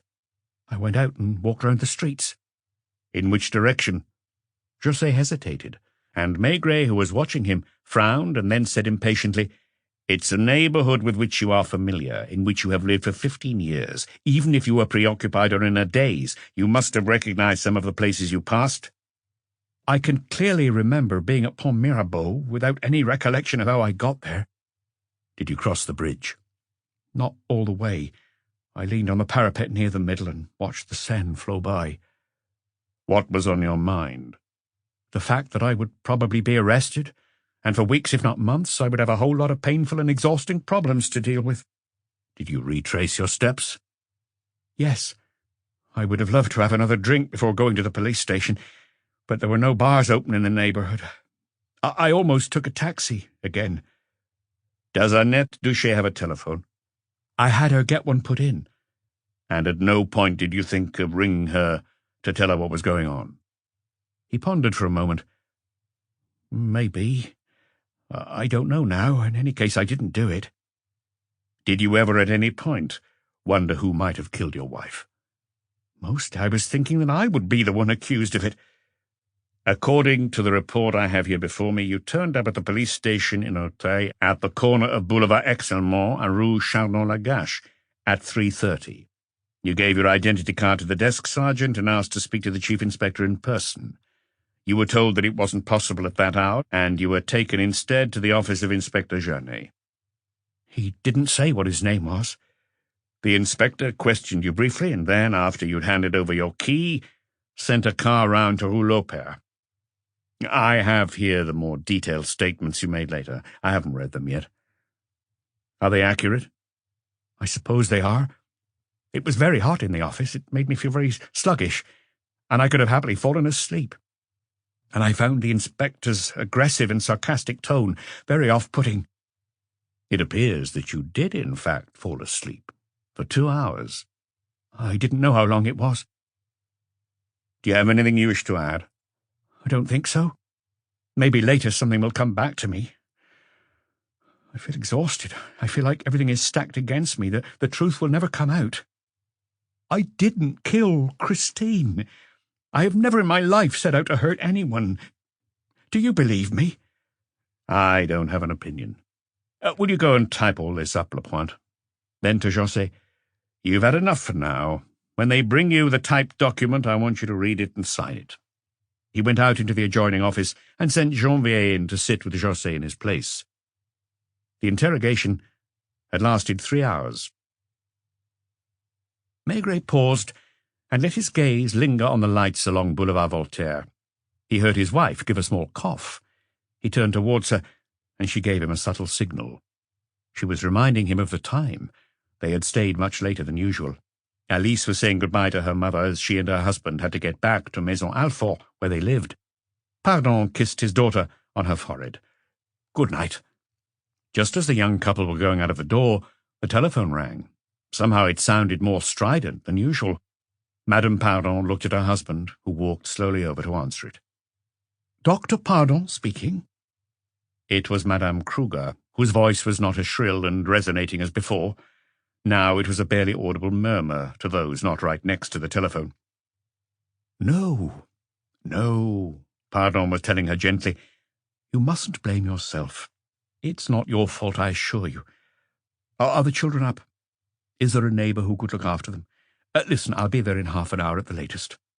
He listened for a while longer, saying a few words now and then. Yes, you did everything you could. I'll take care of it. Yes, I'll be there soon. He hung up and gave a sigh. Maigret stood up. Madame Maigret had folded up her knitting and pulled on her raincoat. Is he dead? A few minutes ago. I have to go over there right now. She will need my help. They walked down the stairs together. The doctor's car was parked by the pavement. Would you like me to drop you off? No, thanks. We'd rather walk for a bit. That was part of the tradition. Madame Maigret automatically took her husband's arm, and they made their way along the deserted road in the peace and quiet of the evening. Was it the José case you were talking about? Yes. Did you get to the end? No, I'll pick it up another time. You did everything that you could. Like Pardon this evening. Like the tailor's wife. She gripped his arm more tightly. It's not your fault. I know. There were a few cases he didn't like to remember, and paradoxically they were the ones he had taken most to heart. To Pardon, the Jewish tailor in Rue Popincourt had originally been a stranger, just one sick person among many. Now, because of a shrill voice on the telephone, a decision made at the end of a family dinner, a few words spoken out of weariness, Maigret was sure his friend would never forget him. José, too, had been much in Maigret's thoughts for a long time. While Lapointe was typing up his notes, telephones were ringing all around the offices, and the journalists and photographers waited impatiently in the corridor. Maigret wandered around police headquarters with a serious and preoccupied air, his shoulders hunched. As he had expected, he found the Spanish maid in one of the offices at the back, being questioned by Big Torrance. She was around 30, very pretty with a cheeky expression, but thin, hard lips. Maigret looked her up and down for a moment, then turned to Torrance. What did she say? She doesn't know anything. She was asleep and was woken by the Haute police, who were making a racket downstairs. What time did her mistress get home? She doesn't know. She wasn't in the house at the time. I had been allowed to go out, the young woman chipped in. No one had asked her, but her nose was out of joint at how little attention they were paying her. She was meeting someone by the river, Torrance explained. At what time? 8:30. When did she get back? 11. Did she see any lights on in the house? She claims she didn't. I'm not claiming anything. I didn't. She still had a strong accent. Did you come in through the large room on the ground floor? Maigret asked her. No, I came in through the service entrance. Were there any cars parked in front of the house? Madame's was the only one I saw. What about Monsieur's? I didn't notice. When you come home, don't you normally check to see if you're needed for anything? No, what they do in the evening has nothing to do with me. Did you hear any sounds? I'd have said if I had. Did you go to sleep straight away? As soon as I had had a wash. Maigret growled to Torrance, "Find her boyfriend and check." Carlotta's resentful gaze followed him to the door. In the inspector's room, he picked up one of the phones. "Could you put me on to Dr. Paul, please? He may still be at the Forensic Institute. If not, ring his home number." He had to wait a few minutes. "Maigret here. Any news?" He automatically jotted down some notes, which was unnecessary, as he would be receiving the full report a short while later. The wound to the throat was the first one inflicted, and had been sufficient to cause death within a minute at most. The killer had then continued to stab the body in a frenzy, even though it was drained of blood. The alcohol levels in the blood indicated, according to the medical examiner, that Christine Josset was drunk at the moment she was attacked. She hadn't had any dinner. Her stomach contained no undigested food. Finally, her liver was in a rather bad state. As for the time of death, Dr. Paul could only say it was between 10 in the evening and 1 in the morning. "Can't you be more precise?" Not right now. One last detail might be of interest to you, however. The woman had had sex a few hours before she died. Could it have been as little as half an hour? Oh, it's not out of the question. 10 minutes? I can't give a scientific answer to that. Thank you, Doctor. What is he saying? Who? The husband. That he's innocent. Do you believe him? I don't know. Another telephone rang. An inspector waved to Maigret to indicate it was for him. "Is that you, Maigret? Camelio here. Is the interrogation over?" "A few moments ago. I'd like to see you." "I'm on my way." He was about to go out when Bonfils came in, looking excited. "I was just about to knock on your door, Chief. I've just got back from there. I spent 2 hours with Madame Sirin, questioning her and making a closer inspection of the house. I have some news." "What is it?" "Has Josset confessed?" "No." "Did he say anything about a dagger?" "What dagger?"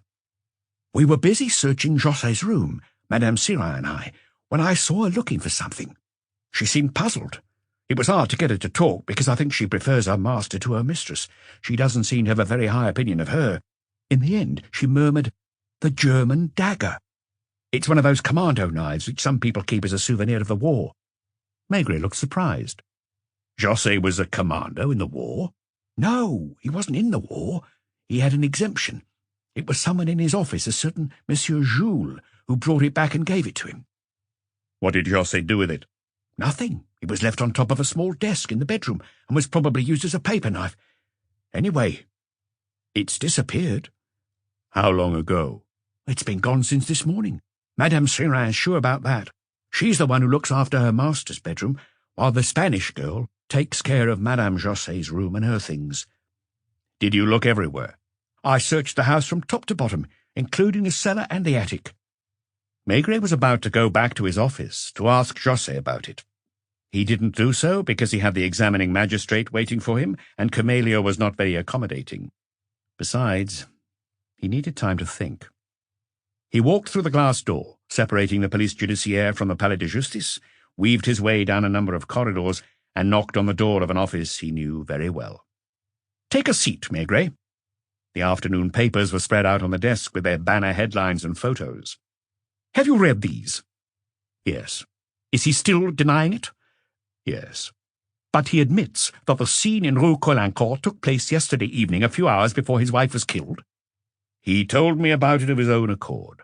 "I assume he is claiming it is a coincidence." As usual, Camellia was getting wound up, and his moustache was twitching. "At 8 o'clock in the evening, a father was with his 20-year-old daughter, whom Josset had taken as his mistress.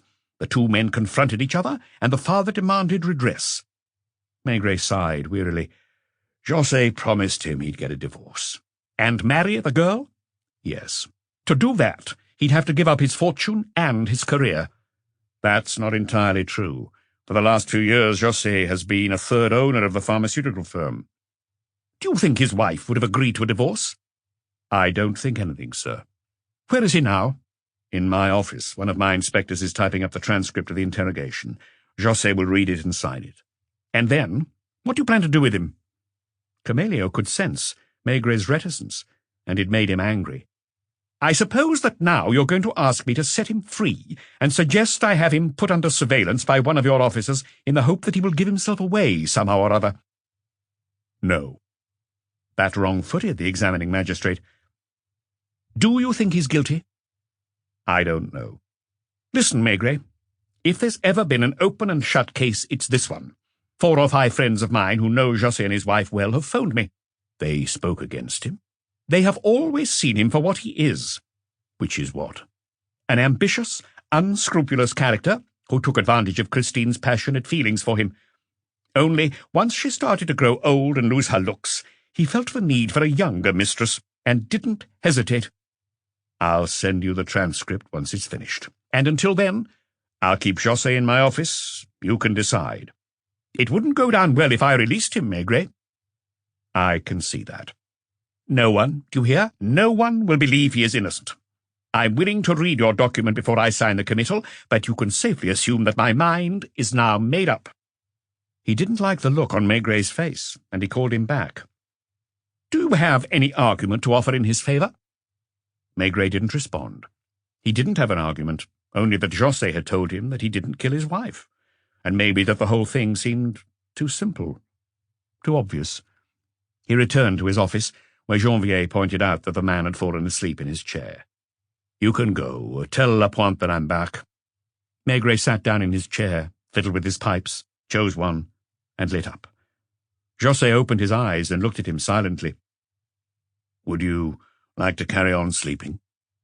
No, I'm so sorry. Have you been here long?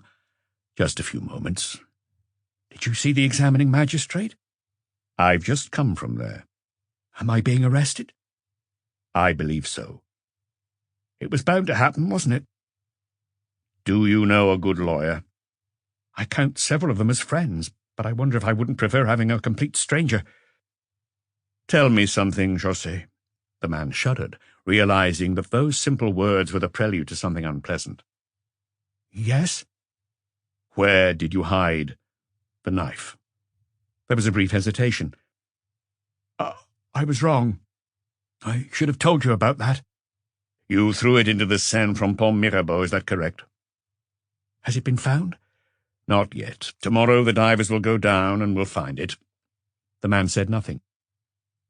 Did you kill Christine? No. Nevertheless, you went to the effort of going all the way to Pont Mirabeau to throw your knife into the river. No one will believe me, not even you. That not even you was meant as a compliment to Maigret. Tell me the truth. It was when I returned to put my suitcase away. In my room, I spotted the dagger. Did it have bloodstains on it? No. At that point, I thought about what I would tell the police. I realized already that my story lacked credibility. I had tried not to look at the body, but the little I had seen suggested that the weapon involved had been a knife. When I saw mine lying there in full view on my desk, I told myself the police would not fail to make a connection. Because there was no blood on it. If I had killed her, and there had been some, wouldn't I have gone to the effort to clean the blade? I only thought about it when I'd finished packing my case and was contemplating catching a plane. The knife lying there just a short distance from the body seemed damning, so I took it with me. It was Carlotta who told you, wasn't it? She's never been able to stand me. It was Madame Sirin. That surprises me somewhat, but I should have expected it. From now on, I don't suppose I can rely on anyone. Lapointe came into the office holding the typed pages, which he put down in front of Maigret. Maigret handed one copy to José and started to peruse the second. Order a diver for tomorrow morning. Dawn at Pont Mirabeau. 1 hour later, the photographers finally got to take their pictures of Adrien José as he left Maigret's office with handcuffs on his wrists. It was precisely because of the reporters and the photographers that examining Magistrate Camelio had insisted on the handcuffs. Chapter 5. Dr. Léron's obstinate silence. Certain details of the case were etched more sharply than others in Maigrè's memory. Even years later, he could recall the particular taste and smell of the rain shower in Rue Caulaincourt as keenly as a childhood memory. It was 6:30 in the evening, and when the rain started, it did not obscure the sun, already red above the rooftops. The sky remained ablaze, the windows shimmering with reflected light, and only a single pearl-grey cloud, slightly darker at the centre and glowing at its edges, floated over the streets, as light as a balloon. There hadn't been any rain anywhere else in Paris. Madame Maigret confirmed that evening that none had fallen in Boulevard Richelieu-Lenoir. The raindrops were more transparent, as if more liquid than usual, and when the shower began, they made big black circles in the dust of the pavement as they landed one by one. Raising his head, Maigret saw 4 pots of geraniums on a window-sill and got hit on his eyelid by a raindrop that was so large it almost hurt. He assumed that the open window meant that Annette was home, and he went inside the building, past the lodge, and looked in vain for a lift. He was about to go up the stairs when a door opened behind him, and a not-too-friendly voice called out, "Where are you going?" He found himself face to face with the concierge, who looked nothing like the person he had imagined from listening to José's account. He had expected her to be of a certain age, rather slovenly. In fact, she was a pleasant and attractive woman of about 30. Only her vulgar, aggressive voice set a false note. "To Mademoiselle Duchesne's," he replied politely. "She's not at home." Later, looking back on this moment, he would wonder why it is that certain people are unpleasant from the start for no obvious reason. "She's due home soon, isn't she?" "She comes and goes when she pleases." "Were you the one who rang the paper?" She stood on the threshold of the glass door, but didn't invite him in. "What about it?" she replied defiantly. "I'm from the police." "I know, I recognised you. You don't impress me." "When Monsieur Duché came here to see his daughter, did he tell you his name?" "He even stayed in the lodge for a quarter of an hour and had a chat." "So he had come once before, when his daughter wasn't here. During the afternoon, presumably." "Around 5 o'clock. "Was it you who wrote to him in Fontenay?" "If I had, it would have been simply fulfilling my duty, and it would be of no concern to anyone. But it wasn't me, it was the young lady's aunt." "Do you know her aunt?" "We go to the same shops." "Did you inform her about what was going on?" "She had her own suspicions already." "Did she tell you she was going to write?" "We talked about it." "When Monsieur Duché arrived, did you talk to him about Monsieur José?" "I answered his questions and advised him to come back later after 7. "Did you tell the young lady about this when she got home?" "I'm not paid to do that." "Was Monsieur Duché very angry?" "He was struggling to believe it, the poor man." "Did you go up after him to find out what was happening?" "I took a letter up to the 5th floor." "Did you stop on the landing on the 4th floor?" "Maybe I paused for breath for a short while. What do you want me to say?" "You mentioned a violent altercation." "To whom?" "To the reporter." "The papers print whatever they like. Look, here she is, your young lady." It wasn't one young lady, but 2, who came into the building and headed towards the stairs without a glance at the concierge and Maigret. The first one was blonde and looked very young. She was wearing a navy-blue suit and a light-coloured hat. The second was thinner, harder-looking. She was about 35 and walked like a man. "I thought you came to speak to her." Maigret suppressed his anger, because her gratuitous unpleasantness was really getting to him. "I will speak to her, never fear. I may well need to speak to you again." He felt bad about this implied threat, which had a hint of childishness about it. He waited to go upstairs until he heard a door open and close up above. On the 3rd floor, he paused a moment to get his breath back, then carried on up and knocked on the door. He could hear whispers, then footsteps. It wasn't Annette who opened the door a crack, but her companion. "What is it?" "Detective Chief Inspector Maigret, Police Judiciaire." "Annette, it's the police." Annette must have been in the bedroom, perhaps changing out of her wet clothes. "I'm coming." It was all a bit of a letdown. The geraniums were there all right, but they were the only detail that corresponded to the mental image Maigret had formed of the place. The apartment was very ordinary-looking, lacking in any personal touches. The famous kitchen diner, where their little dinners took place, had dull grey walls and the sort of furniture you find in low-budget rented rooms. Annette wasn't changing, she was just combing her hair. She, too, was a bit of a disappointment.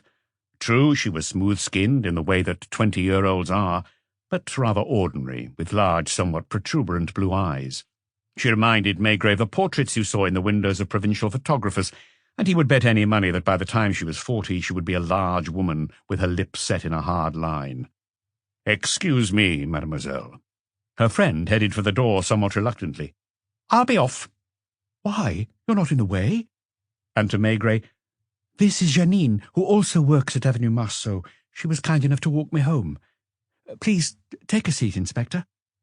He couldn't quite put a finger on what didn't feel right. He was slightly annoyed that José had given this young woman such a build-up. Although her eyes were a little red, she hardly seemed devastated. "Has he been arrested?" she asked as she tied it up around her. The examining magistrate signed a custodial order this afternoon. "How did he take it?" Janine advised her, "It might be best if you let the inspector speak." This wasn't a formal interrogation, and Camillo would no doubt be furious to learn that Maigret had taken it upon himself to come here.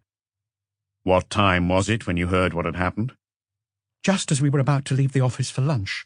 One of the warehouse men had a transistor radio. He was talking to some others about the news, and Janine passed it on to me." "Did you go out for lunch as usual?" "What could I do?" "She wasn't hungry, Inspector. I had to cheer her up. She was crying the whole time." "Is your father still in Paris?" "He left this morning at 9 o'clock. He wanted to return to Fontenay today, as he has taken only 2 days off work and has to be back at the prefecture tomorrow." "Did he stay in a hotel?" "Yes, near the station. I don't know which one." "Did he stay here long, yesterday evening?" "About an hour or so. He was tired." "Did José promise him that he would get a divorce and marry you?" She reddened and looked across at her companion as if seeking advice. "Did Adrien tell you that?" "Did he?" "The matter was discussed." "Was it a formal promise?" "I believe so." "Before that, did you have any hopes he might marry you one day?" "I didn't think about it." "He didn't speak to you about the future?" "No, only in a vague way." "Were you happy?" "He was very nice to me, very attentive." Maigret didn't hazard to ask if she loved him, because he feared she would lie again, and Annette asked him, "Do you think he will be found guilty?" "Do you think that he killed his wife?" She blushed and looked to her companion again for support. "I don't know. It's what they're saying on the radio and in the papers." "You know him well. Do you think he's capable of killing his wife?" Instead of replying directly, she murmured, "Do you suspect anyone else?" "Was your father tough with him?" "Papa was sad, crushed, really. He never thought anything like this would happen to me. As far as he's concerned, I'm still his little girl." "Did he threaten José?" "No, he's not that sort of person. He simply asked him what he intended to do, and straight away of his own accord, Adrien started talking about divorce." "Did they argue? Were there raised voices?" "Certainly not. I don't know how, but we ended up drinking a bottle of champagne between us. My father seemed to feel reassured. There was even a bit of a sparkle in his eyes that I wasn't used to seeing." "And after Adrien left?" "We discussed the marriage. My father regretted that it couldn't be a white wedding back in Fontenay, because people would talk." "Did he go on drinking?" "He drained the bottle, which we hadn't finished before Adrien left." Her friend was keeping a close eye on her to stop her saying too much. "Did you take him back to his hotel?" "I offered, but he declined." "Did your father seem overexcited, different from how he normally is?" "No." "He is usually quite abstemious, unless I'm mistaken. Did you ever see him drink in Fontenay?" "Never, except at dinner when he'd have a little wine mixed with water. When he had to go to a cafe to meet someone, he always ordered a mineral water." "Yet he was drinking yesterday before he came to see you unexpectedly." "Think before you answer," warned Janine with a knowing look. "What should I say?" "The truth," Maigret replied. "I believe he had 1 or 2 drinks while he was waiting." Was he having difficulty forming his words? He was slurring somewhat, that really struck me, but he was quite aware of what he was saying and doing. Did you ring his hotel to make sure he had got back safely? No. Why? For his part, did he ring you this morning to say goodbye? No, we never phone each other. We're not in the habit. Back home in Fontenay, we don't have a telephone. Maigret decided not to pursue this. Thank you, mademoiselle. What's he saying? She asked, worried once more. José? Yes. He claims that he didn't kill his wife. Do you believe him? I'm not sure. How is he? Does he need anything? He's not too downhearted, is he? Her words were badly chosen, inadequate, out of proportion with the magnitude of the events. He is quite depressed. He spoke a lot about you. Did he ask to see me? That's for the examining magistrate to decide, not me. Didn't he give you a message for me? He didn't know I was coming to see you. I suppose I'll be called in for questioning. More than likely, but that depends on the magistrate too. Can I continue to go to work? I see no reason why not. It seemed a good moment to leave. As he went out through the main entrance, Maigret spotted the concierge, who was sitting eating opposite a man in shirt-sleeves, and she threw him a sarcastic look. Perhaps it was Maigret's state of mind that made him see people and things in a disappointing light. He crossed the street and went into a little neighbourhood bar where there were 4 men playing belote and 2 others leaning on the bar chatting to the landlord. He didn't know what he wanted, so ordered the first aperitif whose label he saw, and sat there for a long time without speaking, frowning, in more or less the same place that Annette's father must have sat the previous evening. By leaning forwards, he could take in the whole of the house opposite, with the 4 pots of geraniums in one window. Janine, standing back in the shadows, had seen him cross the street and was talking to her friend, who was out of sight. You had a customer in here yesterday, who stayed for a long time. Is that right? The landlord picked up a newspaper and tapped his finger on the article about the José case. Do you mean the father? Then turning to the others, he said, You know, I could tell there was something fishy about this from the start. First of all, he wasn't the sort of guy who propped up a bar for an hour at a time. He ordered a mineral water, and I was just about to pour it when he changed his mind. You know what? I think I'll have— He looked at the bottles but couldn't make up his mind. A spirit. It doesn't matter which one. It's unusual for someone to order spirits at aperitif time. Brandy? Calvados? A Calvados, please. It made him splutter. It was easy to see he wasn't used to drinking. He kept looking at the door across the street, and the metro exit further down. 2 or 3 times I saw him moving his lips as if he was talking to himself. The landlord paused and gave a frown. Are you Inspector Maigret? And as Maigret did not demur, Hey, you lot, look, it's the famous Inspector Maigret. So, did that pharmacist confess?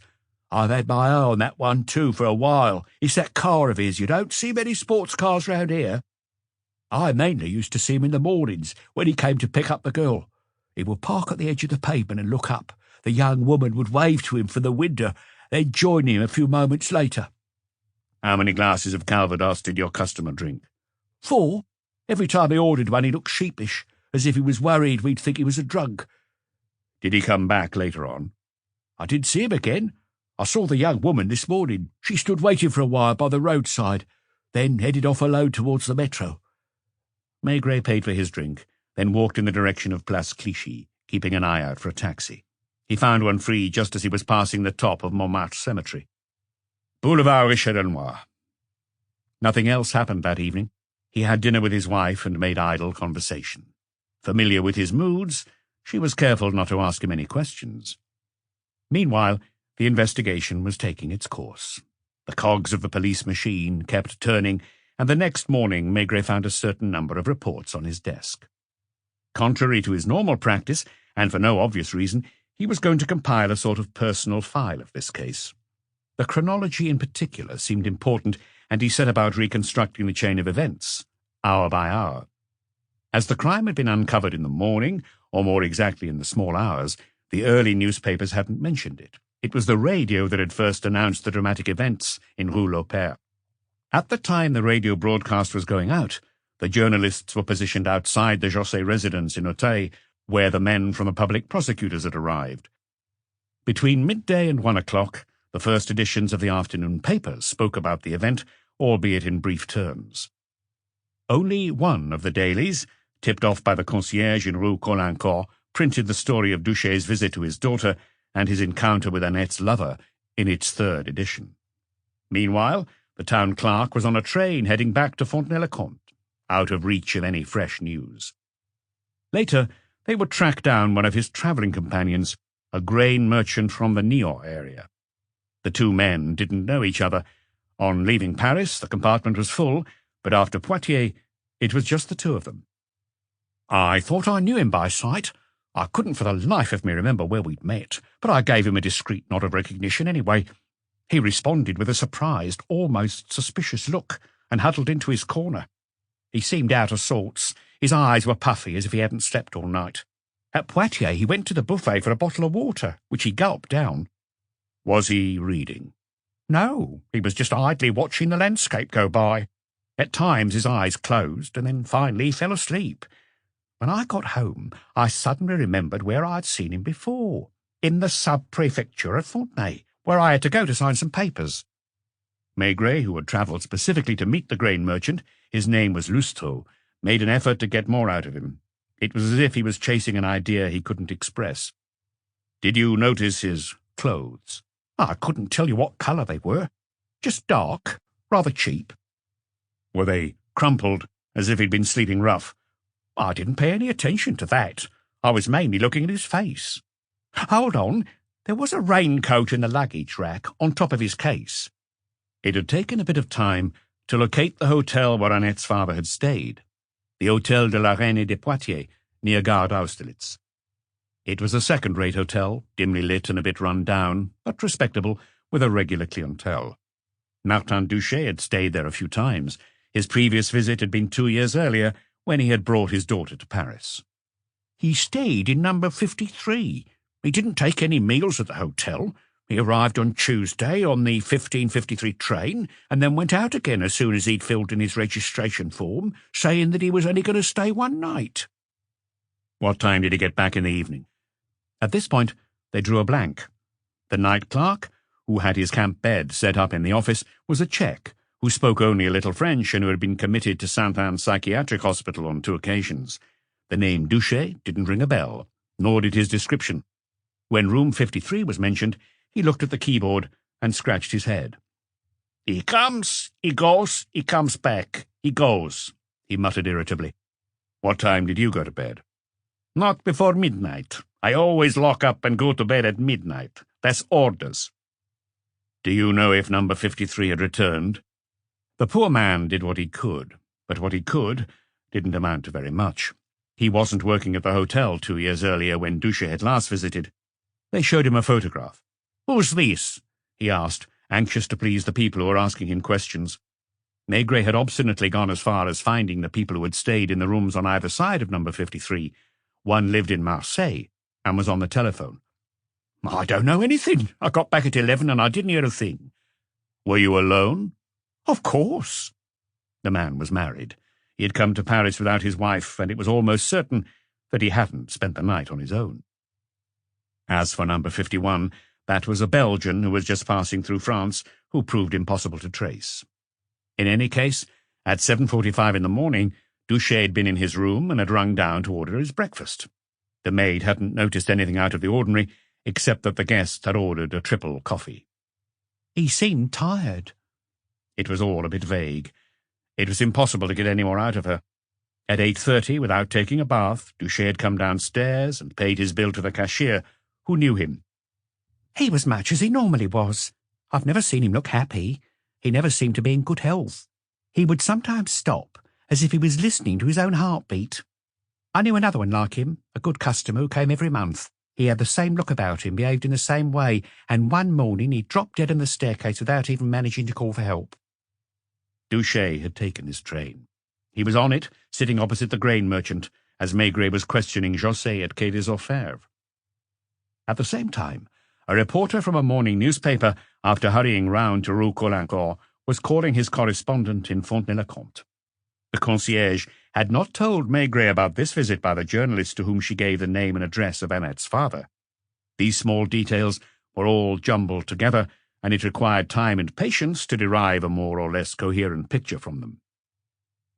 As the train drew into the station at Fontenay-le-Comte that afternoon, Martin Duché was still unaware of what had happened. So were the people of Fontenay, as the radio had not yet given out the name of their fellow citizen, and it was only through guesswork that they could have made a connection between the chief clerk at the sub-prefecture and the drama in Rue Lopère. Only the newspaper correspondent knew what was going on. He had alerted a photographer. They were both waiting on the platform, and as Duché got out of the train, he was surprised to be greeted by a flashbulb. "If we could have a word with you, Monsieur Duché." He blinked, bewildered and confused. "I guess you haven't heard the news yet." The reporter stated categorically that the town clerk had seemed like a man who had no idea what had hit him.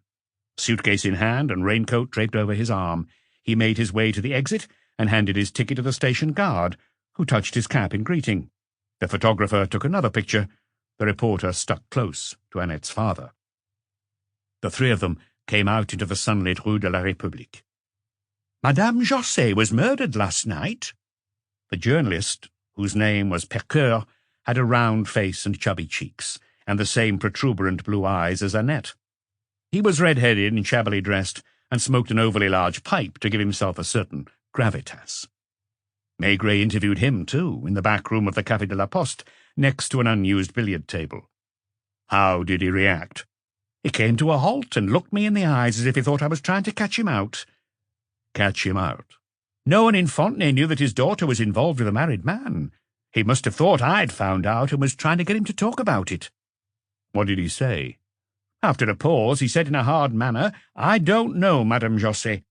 So I told him that my paper would be talking about it in the morning and would be giving all the details of the case. I added that I'd just heard about it by telephone. "An evening paper has already run a piece on your meeting with your daughter and Adrien Josset in Rue Caulaincourt."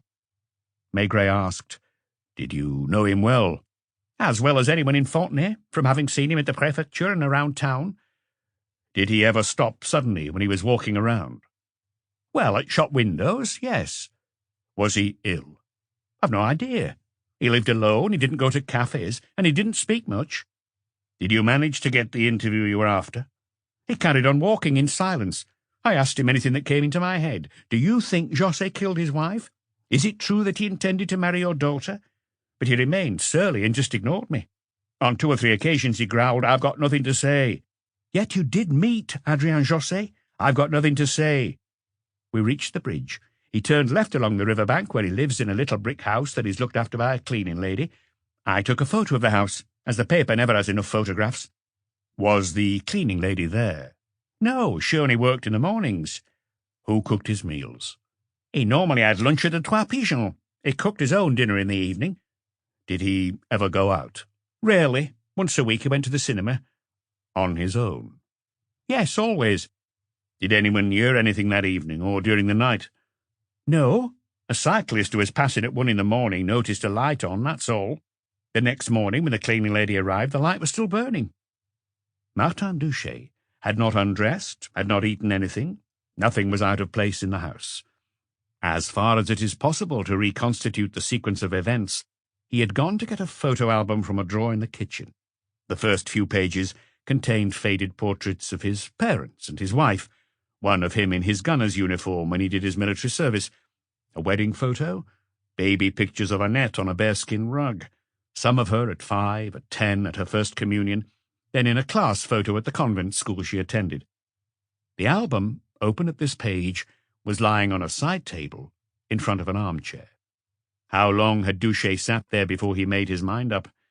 He must have gone up to his bedroom on the first floor to fetch his revolver from the night table, which he had left open. He had come back downstairs, sat down in the armchair again, and put a bullet in his head. The next morning, the newspaper headlines announced, "The Josset case claims its second victim." In the minds of the readers, it was as if Josset had killed Annette's father himself. There was talk about his years as a widower, his dignified, solitary life, his love for his only daughter, the shock he had received when he went to her apartment in Rue Caulaincourt and learned of the relationship between Annette and her employer. Josset was already a condemned man. Even Comelio, who should have seen things from a purely professional point of view, was quite wound up as he spoke to Maigret on the telephone. "Have you read this?" It was Thursday morning. Maigret had just arrived at work, having read the newspapers standing up on the bus. "I hope José has found a lawyer, because I am going to summon him to my chambers and bring this to a swift conclusion. The public won't accept this being dragged out any longer." That meant that Maigret could say nothing more. The examining magistrate was taking the matter in hand, and the inspector, in theory, could only act under his instructions from now on. Perhaps he wouldn't see José again except in court, and he would know only what the magistrate deemed fit to tell him about any further interrogations. That couldn't have been the day he went to Niort-en-Fontenay, because Comelio wouldn't have failed to hear about it and given him a stern reprimand. According to regulations, he wasn't allowed the shortest excursion outside of Paris. Even his first telephone call to Dr. Léron, who lived in Rue Rabelais in Fontenay-le-Comte, and whom he had met previously in the town, hadn't strictly been by the book. "Maigret here. Do you remember me, doctor?" The reply was cool, cautious, and this immediately set Maigret on alert. "Could I pick your brains in a personal capacity?" "I'm listening." "I was wondering whether Martin Duché was by any chance one of your patients." Silence. "I don't imagine that is in breach of patient confidentiality." "He did have reason to come to see me." "Was he seriously ill?" "I'm afraid I can't tell you that." "Just a moment, doctor. Forgive me for insisting, but a man's life is at stake. I have been told that Duché would come to a sudden halt in the street or somewhere else, like someone suffering from angina." "Was it a doctor who told you that? If that's so, he was wrong to do so." "It wasn't a doctor." "In that case, it is merely unfounded speculation." "Can't you tell me whether his life was in danger?" "I have absolutely nothing to add. If you'll excuse me, Inspector, I have a dozen patients waiting." Maigret would see him again, no more successfully, on his trip to Niort-en-Fontenay, while between trains, out of sight of Comelio, and even of Quai des Orfèvres. Chapter 6. The Old Insomniac. Rarely had spring been so radiant. The newspapers were vying with each other to announce record temperatures and an unbroken spell of dry weather. Rarely, too, at Quai des Orfèvres had Maigret seemed so sombre and touchy. It got to the point where those who weren't in the know began to express concern about his wife's health. Comelio had seized the initiative and applied the letter of the law, more or less spiriting José away, with the result that Maigret did not even have the opportunity to speak to him again. Every day, or almost, the drug manufacturer was brought from the Santé prison to the examining magistrate's chamber, where his lawyer, Maître Lenain, awaited him. He was not a good choice. If Maigret had been able, he would have advised against his appointment. Lenain was one of the 3 or 4 leading lights of the bar. He specialized in high-profile trials, and once he took on a spectacular case, he filled as many column inches in the newspapers as a film star. The reporters hung on his almost daily pronouncements, his rather cutting off-the-cuff remarks. Because he had brought off 2 or 3 acquittals that were thought impossible, he was known as the Counsel for Lost Causes. Following these interrogations, Maigret would be handed baffling orders by Comelio, usually without any explanation.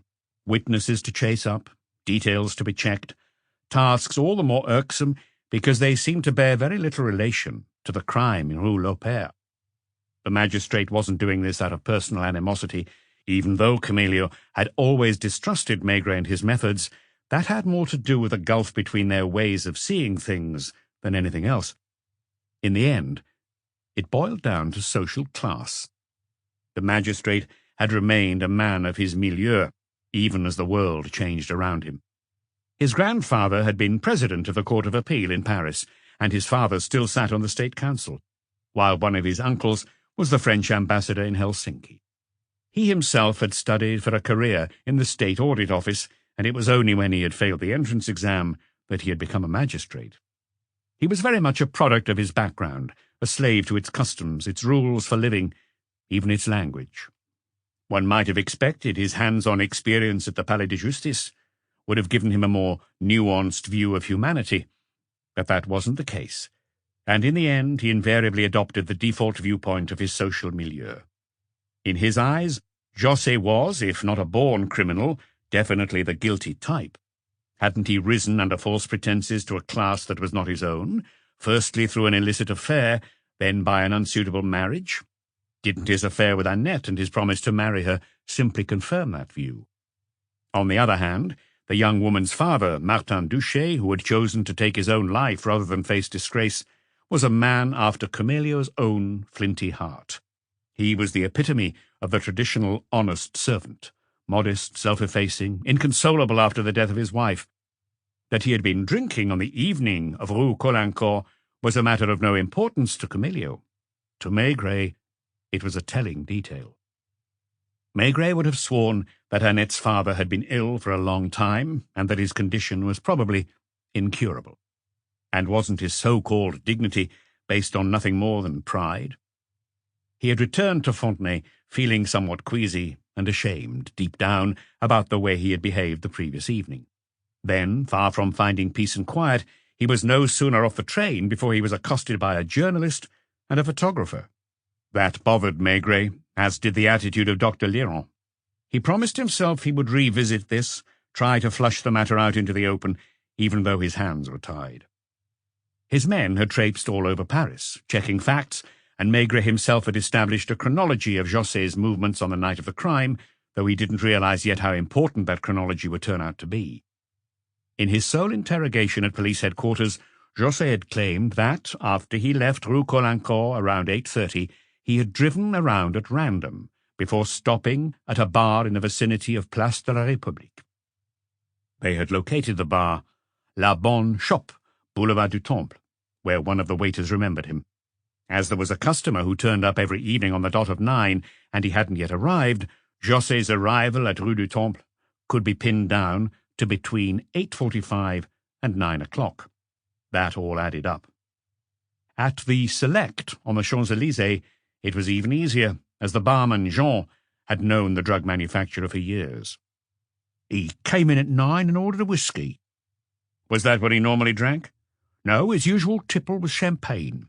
When he walked in, I even reached for the ice bucket, where we always have a bottle chilling. Did anything strike you about his behaviour? He downed his drink in one go and handed me his glass for a refill. He didn't talk, but just looked straight ahead. I asked him, "Everything okay, Monsieur José?" "Not so good," he replied. He said something about some meal that had disagreed with him, and I offered him some bicarbonate of soda. He turned it down and had a third drink before he left, still looking like he had something on his mind. The details still matched. In José's own account, he had then headed off towards Rue Lopère, where he had arrived at 10:05. Torrance had questioned everyone in the street. At this time of day, most of the buildings had their shutters closed. A neighbour had come home at 10:15 and not noticed anything. Were there any cars parked outside the José building? I think so. The big one was there at least. And the small one? I couldn't say. Did you notice any lights on in the building? I believe so, but I couldn't swear to it. Only the owner of the house opposite was certain, so certain that Torrance had repeated the question 3 or 4 times and written down the replies, word for word. This was one François Lalande, aged 76, a former colonial administrator now retired for a number of years. No longer in good health, prone to recurrent bouts of fever, he never left his house, where he lived with a coloured maid he had brought back from Africa, whom he called Julie. He stated that, as was his custom, he hadn't gone to bed before 4 o'clock in the morning, and had spent the early part of the night in his armchair near the window. He had shown Torrance the chair. It was on the first floor, in a room that served as a bedroom, library, living room, and junk room all in one. It was the only room in the house he really occupied, and he more or less never left it, except to go to the adjacent bathroom. He was a bad-tempered, impatient man who didn't tolerate being contradicted. Do you know your neighbours opposite? By sight, Inspector, by sight. He kept grinning, and there was something menacing in the way he smiled. Those people have chosen to live their lives in full view of everyone. They don't even have the basic decency to have shutters on their windows. He made it clear that he knew a lot more than he was letting on. A crazy way to live. Who are you talking about? Both of them, the woman as well as the man. The servants aren't any better. Did you see José come home on Tuesday evening? How could I not see him, since I was sitting in front of the window? Did you do anything, except look at what was happening in the street? I read. Every time I heard a noise, it gave me a start. I hate noise, especially the noise of cars. Did you hear any cars pull up outside the José house? Yes, and I gave a jump, as always. I regard noise as a personal assault. So, you heard Monsieur José's car arrive, and then, no doubt, the car door being closed. The car door, yes, that's right, young man. Did you look outside? I did, and I saw him returning home. Did you have a wristwatch? No, there is a clock on the wall just opposite my chair, as you can verify for yourself. It never loses more than 3 minutes a month. What time was it? 10:45. Torrance, like all of Maigray's team, had read the transcript of José's interrogation and had insisted, "Are you sure it wasn't 10:05? I'm certain. I am always very precise. Have been all my life." In the evening or during the night, did you ever fall asleep in your chair? This time, Monsieur Lalande lost his temper, and poor Torrance had an almighty struggle to get him to calm down again. The old man would not allow himself to be contradicted, especially on this subject, and he took great pride in being a man who never slept. "You recognize Monsieur José? Who else could it have been?" "I asked you if you recognized him." "Of course." "Could you make out his face?" "There's a street lamp nearby, and there was a full moon." "At this moment, were there any lights on inside the house?" "No, sir." "Not even in the maid's room?" "The maid had gone to bed half an hour earlier." "How do you know?" "Because I saw her close her window, and the light went out straight afterwards." "What time?"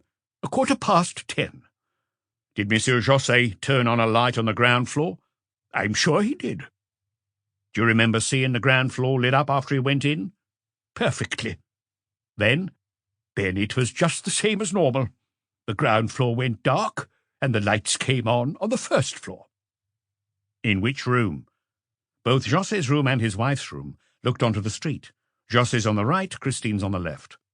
"Both." "Could you see anything going on inside the house?" "No, that was of no interest to me." "Could you see through the curtains?" "Only a shadow whenever someone walked between a lamp and the window."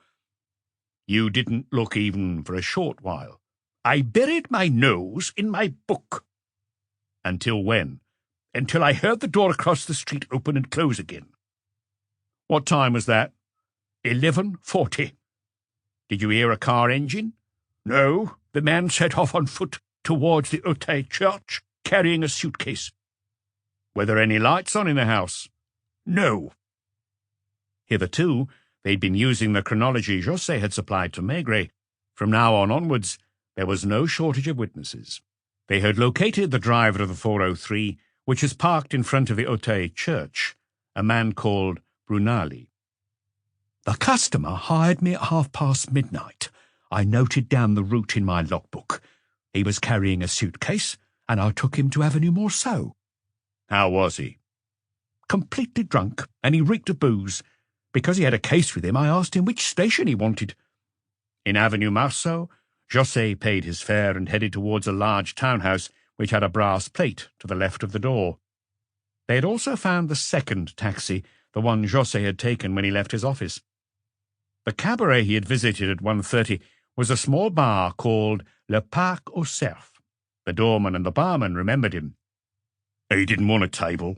He seemed a bit surprised to find himself here, and his jaw dropped when he saw Ninouche doing her striptease.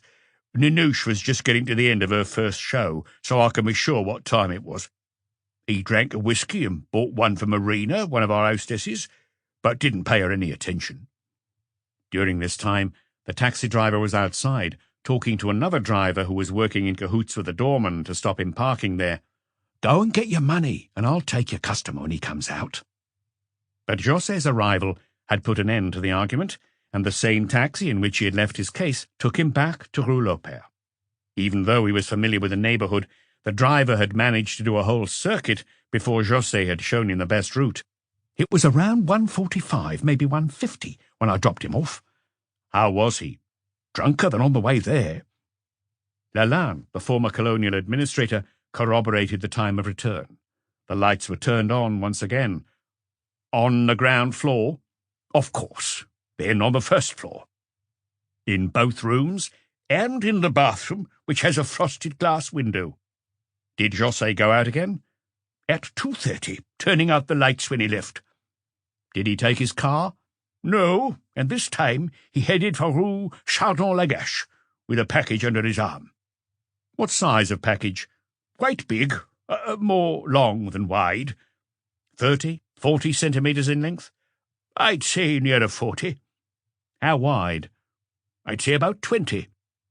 Didn't you go to bed then? No, I was still awake at 3:48 exactly, when a police van came to a screeching halt, and a half-dozen police officers jumped out and went inside the house. If I've got this right, during the whole evening and night, you never left your chair. Not until 4:30, when I went to bed. Did you hear anything after that? The sound of cars coming and going. Here, too, the various accounts matched up, as José had arrived at the Auteuil police station around 3:30, and they had sent the van to Rue Loper a few minutes later, just as he was starting to make his statement. Maigret had passed on this report to Camillo. A little later, the magistrate had asked him to drop by his chambers, where he was alone. "Have you read this?" "Of course. Did anything strike you about it?" "One detail, which I hope to discuss with you later. What strikes me is that José told the truth about most things not directly related to the crime itself. His chronology is spot on for most of the night. But where he makes out that he went back at 10:05 at the latest, Monsieur Lalande saw him arrive at 10:45. So he wasn't asleep on the ground floor as he claims. He was up on the first floor at 10:45, and the lights were on in both rooms. Note that this time corresponds to what Dr. Pole considers the likely time of the crime. What do you say to that? I'd simply like to make an observation. According to Torrance, throughout his interview, Monsieur Lalande chain-smoked very black cigars, those small Italian cigars that are commonly known as coffin nails. I don't see what that's got to do with. I assume he smokes at night, too, sitting in his chair. If so, then it's almost certain he would feel the need to have a drink. He may have had something to hand. Probably. He is 76, according to the report. The magistrate still wasn't following his drift. I just wonder, Maigret continued, whether at any point he felt the need to empty his bladder. Older gentlemen, usually. He claims that he didn't leave his chair, and all indications suggest he is entirely trustworthy, as well as pig-headed, someone who always has to be right. He knew José only by sight. He would have no reason to. Nevertheless, Maigret would have liked to question Monsieur Lalande's doctor. It was the second time he had wanted to call on a medical witness. Are you forgetting patient confidentiality? I'm not forgetting it at all, unfortunately. And you are also overlooking the fact that José has every reason to lie. Duches's suicide in Fontenay-le-Comte had definitively turned the tide of public opinion against Adrien José. It was all over the newspapers.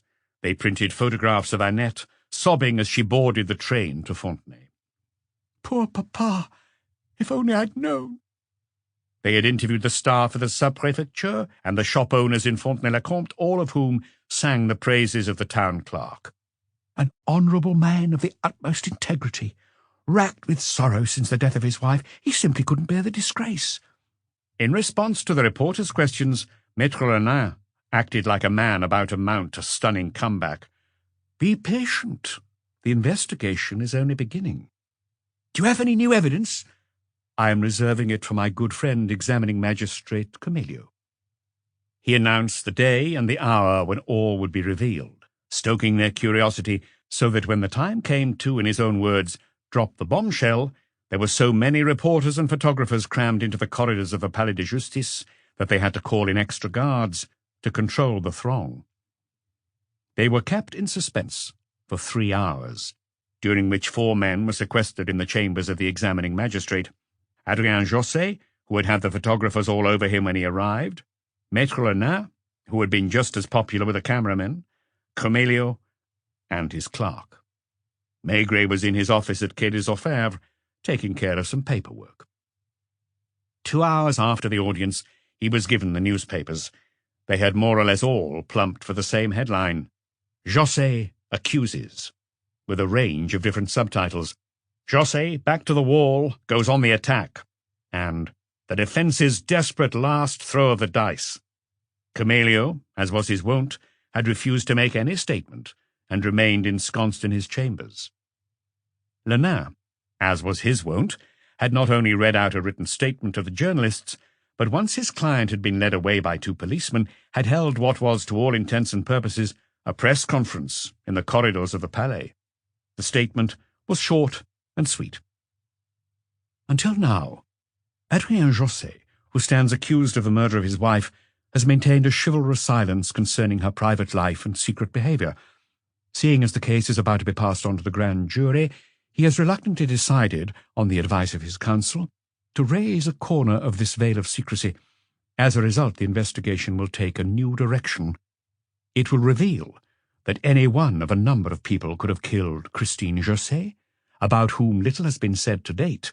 So concerted has been the effort to condemn her husband.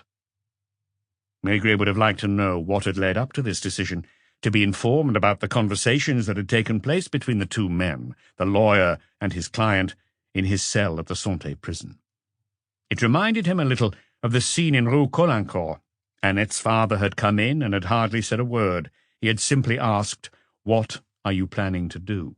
And straight away, Josset, who hid behind Monsieur Jules when it came to letting an employee go, had promised to divorce his wife in order to marry the girl. A skillful and unscrupulous operator, like Lenain, could probably get him to say whatever he wanted. Of course, the reporters had bombarded the lawyer with questions. "Are you saying Madame Josset had a lover?" The lawyer smiled enigmatically. "No, gentlemen, not a lover." "Lovers plural?" "It's not as simple as that. That in itself wouldn't explain anything." They didn't follow. Only he knew where he was going with this. Madame Josset, and I hasten to add she was perfectly entitled to this, had a string of protégés. Her friends, yes, her friends will confirm this. Indeed, in some circles these protégés were talked about in much the same way as the racehorses of such and such an owner. He went on in his self-satisfied way. When she was very young, she married a very famous man, Sir Austin Lowell, who educated her in the ways of the world of the powerful, of those who pull the strings. At the start she was, like many others in her situation, little more than an ornament. Let me be clear, she was not Austin Lowell. She was the attractive Madame Lowell, whom he dressed, covered in jewels, displayed at racecourses, premières, cabarets, and salons. When she was widowed at the age of 30, she wanted to carry on, but on her own terms, if I might put it that way. She had no intention of continuing to be the subordinate half of a couple, the ornamental accessory. She was going to be top dog. That is why, instead of marrying a man of her class, which she could have done easily, she went and found Josset behind the counter of a pharmacy. She wanted her chance to be in charge, to have someone by her side who owed her everything, who would be her possession. She discovered, however, that the young pharmacy assistant was a much stronger character than she'd imagined. He made such a success of his pharmaceutical business that he became a personality in his own right. And that is it. That is the root of the drama. She grew older and began to dread the moment when she would no longer be the object of male attention. "Excuse me," a journalist butted in, "did she already have lovers?" Suffice it to say that she has never lived according to bourgeois norms. The day came when, no longer able to dominate her husband, she sought others to dominate. They are those I referred to earlier as her protégés, and that is a word she chose herself and by all accounts pronounced with a satisfied smile. And there were many of them. We are familiar with some of them. There have certainly been others we know nothing about, but whom I hope our investigation will uncover. Mostly they were unknown artists, painters, musicians, singers, whom she met God knows where, and whom she seemed determined to launch on their careers. I can name one quite well-known cabaret singer still around today, who owes his success entirely to a fortuitous encounter with Madame José in the garage where he worked as a mechanic. For all those who achieved success, there were many who were revealed to be talentless, and after a few weeks or months, she dropped them. Need I add that these young people didn't always take too kindly to being dumped back into obscurity? She had introduced them to her friends as rising stars of the theatre, the art world, or the cinema. She had dressed them in fine clothes, found them decent places to live. They had lived in her shadow, in her slipstream. Then they would wake up one morning and find they were nobody again. Can you name names? I will leave that to the examining magistrate. I gave him a list of names which no doubt includes many fine young men. We are not accusing anyone. All we are saying is that there are a certain number of people who had reasons to want Christine José. Anyone in particular? It would be a good idea to begin searching among her more recent protégés. Maigret had thought about this. From the start he had considered looking into the private life of the victim and her entourage. Up until now he had hit a brick wall, and again, as in the case of Camillo, it was to do with class, even caste. Christine José circulated in an even more narrow world than the examining magistrate, a handful of individuals whose names appeared in the papers, whose every move was chronicled, who were the subject of fanciful stories, and yet about whom the general public knew next to nothing in reality. Maigret was still only a junior inspector when he had made a remark about this, one often repeated to novices at Quai des Orfèvres. Ordered to conduct the surveillance of a banker, one who would be arrested a few months later, he had said to his chief, "To properly understand how his mind works, I should eat soft-boiled eggs and croissants with financiers every morning." Doesn't every social class have its own language, taboos, moral permissiveness? Whenever he asked, "What do you think of Madame José?" he was invariably told, "Christine? Why, she's simply adorable." In her own milieu, she was no José. She was Christine. She is interested in everything, passionate, in love with life. And her husband? A fine fellow. But this was said more coldly, which showed that José, for all his success in business, had never been fully adopted by his wife's friends. He was tolerated in the way that the mistress or wife of a famous man is tolerated. Well, it's up to him if he likes. Camillo must be furious. He would be even more so once he had read all the papers. He had built a case he was satisfied with and was about to send to the grand jury. Now the investigation had to start all over again. It was not possible simply to ignore Lenain's accusations, especially as he had made sure to give them maximum publicity. It was no longer a matter of questioning concierge, taxi drivers, and neighbours in Rue Lopère. It was necessary to engage with a whole new milieu, to elicit confidences, names, to draw up a list of these already notorious protégés, and it would no doubt be Maigret's task to check their alibis. A journalist raised an objection. José claimed to have gone to sleep on the ground floor in an armchair when he got home at 10:05. A reliable witness who lives in the house opposite claims that he didn't get home until 10:45. A reliable witness can make a mistake, the lawyer retorted. Monsieur Lalande, the man you are referring to, no doubt did see a man enter the house at 10:45 while my client was sleeping. And that would be the killer? Probably. And he managed to get past José without being seen? There were no lights on the ground floor. The more I think about it, the more I am sure that at the time of the murder there were not 2, but 3 cars parked outside the house. I went to check the scene myself. I didn't manage to get inside Monsieur Lalande's house, as his maid was far from welcoming, but I would argue nevertheless that from this worthy old gentleman's window it is possible to see the Cadillac and any car parked in front of it, but not a car standing behind. I have asked for this hypothesis to be checked out. If I am right, I am prepared to swear that there were 3 cars there." Madame Maigret was very worked up that evening. She had resisted so far, but now she had become deeply engrossed in this case that was the talk of the town. "Do you think Lenain was right to go on the offensive?" "No."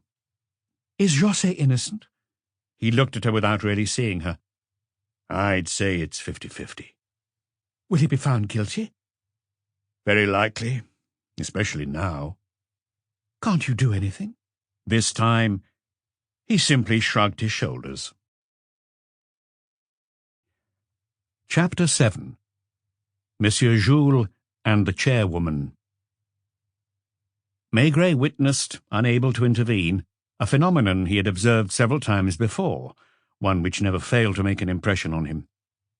His old comrade, Lombard, the commissioner of the municipal police, who was responsible for controlling crowds and demonstrations on the city streets, would often say that Paris, just like a person, sometimes got out of bed on the wrong side, and started the day in a bad mood, ready to fly off the handle at the slightest provocation. It can be a bit like that in criminal cases. A cold-blooded murder carried out in the foulest of circumstances might pass by unnoticed, the investigation and then the trial playing out against a backdrop of public indifference, if not indulgence. Then, for no apparent reason, a quite mundane crime can incite public indignation without anyone being able to work out why. There was no organized campaign. There was no one behind the scenes, as those who think they're well-informed like to say, orchestrating a campaign against José. Of course, the papers had talked a lot about the case and continue to do so, but the papers merely reflect public opinion and provide their readers with what they ask for. Why had everyone been against José from the very start? One reason was the 23 stab wounds. When a murderer loses his head and continues stabbing a corpse, he is regarded as a savage. The psychiatrists might see this as a sign of diminished responsibility, but the public at large consider it rather as an aggravating circumstance. Of the various characters in this drama, José had from the start been the villain that everyone loved to hate, and perhaps there was an explanation for that too. Even those who had never seen him had picked up from all the press coverage that he was weak and spineless, and such cowardice is not easily forgiven. Equally unforgivable is denial of the facts, and as far as most people were concerned, José's guilt was a copper-bottomed fact. If he had confessed, if he had claimed it was a crime of passion, a mental aberration, and asked for forgiveness with the appropriate remorse, most would have been willing to show him some leniency. But instead, he chose to defy logic and good sense, which seemed like an insult to the intelligence of the public. As early as Tuesday, when he was interrogating him, Maigret had seen this coming. Camélio's reactions were a giveaway. The early headlines of the afternoon papers were another. Since then, the antipathy had only grown more acute, and it was rare to hear anyone doubt José's guilt, or at least offer, if not excuses, then attenuating circumstances. Martin Duché's suicide had capped off the disaster, as José was held responsible not only for one death, but for 2. Finally, his lawyer, Maître Lenain, had fanned the flames with his ill-judged comments and accusations. It was difficult in such conditions to question witnesses properly. Even the most honest ones, totally in good faith, tended to remember only those things that worked against the interests of the accused. In the end, José was simply unlucky. When it came to the knife, for example, he said he had thrown it in the Seine from the middle of Pont Mirabeau. Since Wednesday, a diver had been scouring the mud for hours, watched by hundreds of onlookers leaning over the parapet, while photographers and even TV crews sprang into action every time the large brass-helmeted head emerged from the water. But the diver had come up from each dive empty-handed, and the next day had continued searching with no further success. For those familiar with the riverbed of the Seine, this wasn't surprising.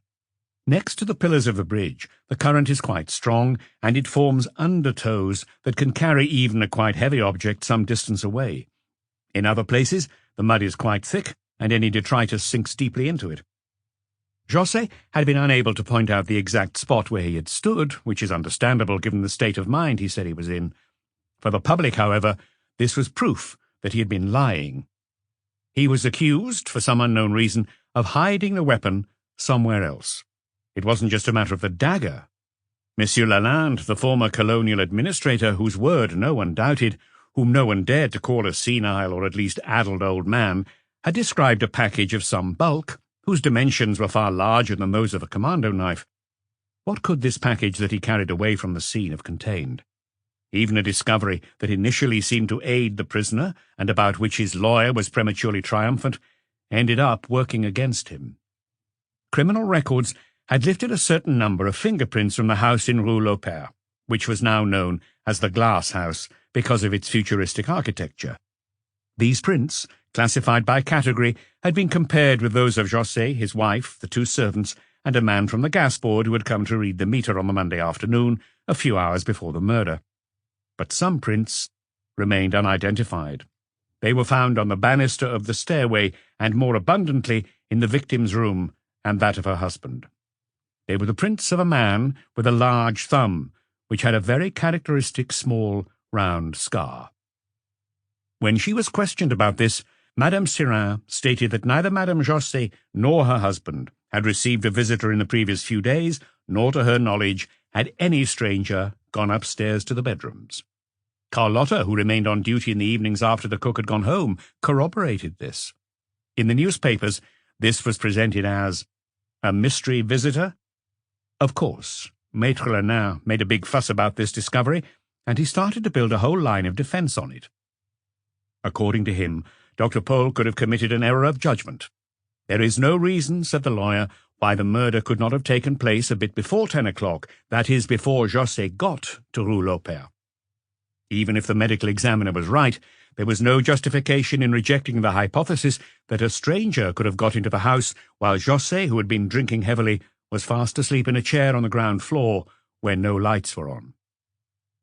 Lénard had managed to conduct an experiment in the same location at the same time.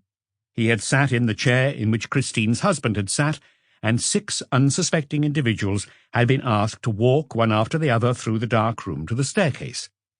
Only 2 of them had noticed someone sitting there. The objection to this was that the moon had not been in the same position on the night of the crime, and that the sky was overcast. And besides, Lalande refused to change a single word of his initial statement. It was Maigret who received a visit from the upholsterer. He had read the papers with some concern, and had come into Quai des Orfèvres to tell them what he knew. He frequently did work for the Josés. He was the one who, a few years earlier, had put up their curtains and wallpaper. A few months earlier, he had changed some of the curtains, including those in Madame José's room, which had been refurnished. "The servants seem to have forgotten that I was there," he said. "They mentioned the gas man, but not me. 3 days ago I had to go to Rue Lopère because Madame José had told me that the curtain cords had come loose. It is not unusual. I happened to be in the area on Monday around 3 o'clock, so I dropped by." "What did you see?" "Madame Sirin answered the door to me. She didn't come up with me as she hates stairs, and she knew that I was familiar with the house." "Were you on your own?" "Yes, I'd left my colleague on another job in Avenue Versailles. My work only took a few minutes." "Did you see the maid?" "She came into the room briefly while I was working, and I said hello." Neither of the 2 women had remembered the upholsterer when they were questioned. Maigret led the man up to criminal records. They took his fingerprints, which were a perfect match for the prints of a famous mystery visitor. The next day, it was Maigret once more who received the anonymous letter that would stoke public indignation. It was a sheet of paper torn from a school exercise book, folded in quarters, and stuffed inside a cheap envelope, stained with grease marks, as if it had been written on a kitchen table. The postmark showed the 18th arrondissement, where Annette Duché lived. If Detective Chief Inspector Maigret thinks he's so clever, he should go and question a certain Hortense Maletier in Rue Lepic, a backstreet abortionist. The Duché girl visited 3 months ago, along with her lover. At this stage in the proceedings, Maigret preferred to take the note to Camillo in person. "Read it." The examiner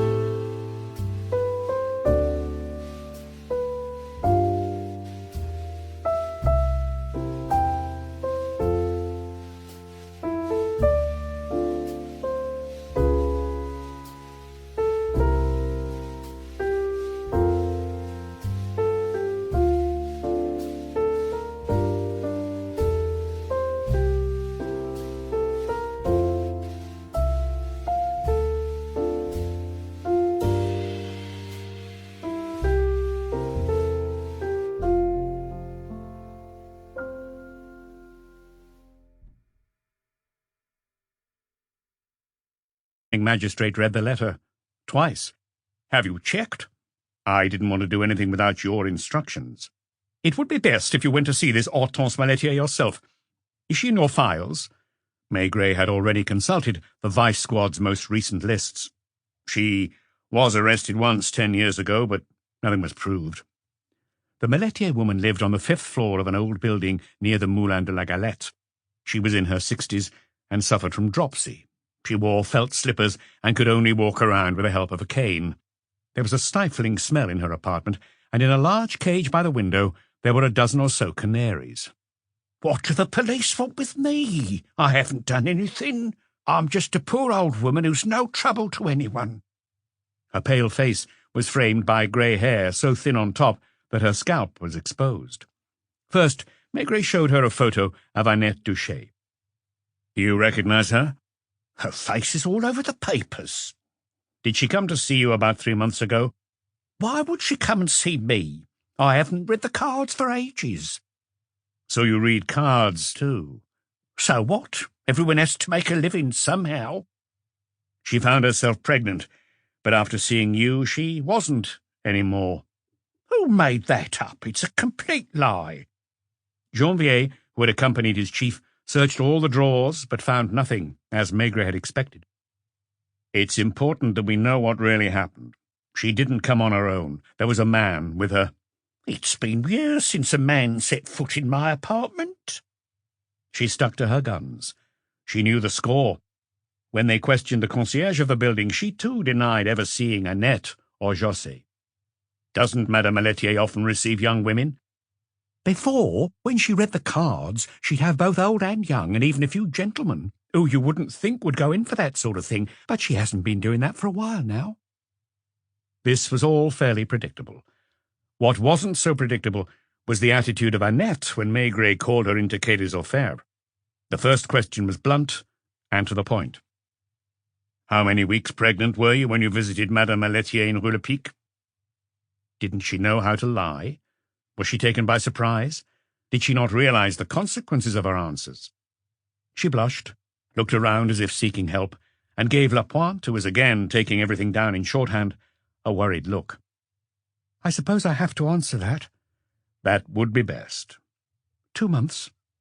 Who gave you the address in Rue Lepic? Maigret was a little irritated, for no good reason except perhaps that he thought she had given in a bit too easily. The concierge had played the game, the old abortionist too, of course, though she had every reason to do so. Adrien. You told him you were pregnant, and he talked about an abortion. It didn't happen quite like that. I'd been fretting for 6 weeks, and he was constantly asking me what was bothering me. Once he even accused me of falling out of love with him. One evening I asked him whether he knew of a midwife or a doctor who would be willing to... He didn't protest. He was stunned. He asked me, "Are you sure?" I told him yes, that I'd be showing soon, and that we had to do something about it. Did he know Madame Maletier? No, I don't think so. He told me to wait a few days and not to do anything until he had decided. Decided what? I don't know. José didn't have any children with his wife. Was he moved by the thought that Annette might give him a son or a daughter? Maigret, to set his mind at rest, would have liked to question him on this point, and one or two others, but Camillo was taking care of all the interrogations from now on, and he didn't see things from the same point of view. Do you think he was tempted to make you keep the baby? I don't know. Did he talk to you about it? For a week he was more caring, paid me more attention. Wasn't he normally caring? He was kind, loving, but that's not the same thing. Do you think he talked to his wife about it? She gave a start. His wife? It was as if she was afraid of Christine, even though she was dead. Surely he wouldn't have done that. Why not? I don't know. A man doesn't tell his wife he's expecting a child by another woman. Was he scared of her? He didn't hide from her. When I advised him to be careful, to not broadcast our relationship, for example, by being seen in restaurants, he told me she was in the picture and wouldn't do anything to him. Did you believe him? Not totally. It didn't seem possible to me. Did you ever meet Christine José? Several times. Where? At the office. You mean in her husband's office? Yes. I worked there too, when she came to Avenue Marceau. Did she drop by often? 2 or 3 times a month. To see her husband? To pick him up? No, mainly to see Monsieur Jules. She was chair of the board. Was she actively involved in the business? Not actively. She kept in touch, asked to see the accounts, to have certain things explained to her. It was a side of Christine that no one had talked about. I suppose she was curious about you. In the beginning, yes. The very first time she looked me over from head to toe, shrugged her shoulders, and said to her husband, "Not bad." Did she already know? Adrien had filled her in. Did she ever talk to you one-to-one? Did you get the impression she was afraid of you? Of me? Why would she be afraid of me? If her husband had told her you were expecting a baby. That would have made all the difference, of course. But I would never have allowed him to tell her, not just because of her, but because of others, too. Your colleagues? Everyone, also my father. What happened at the end of the week?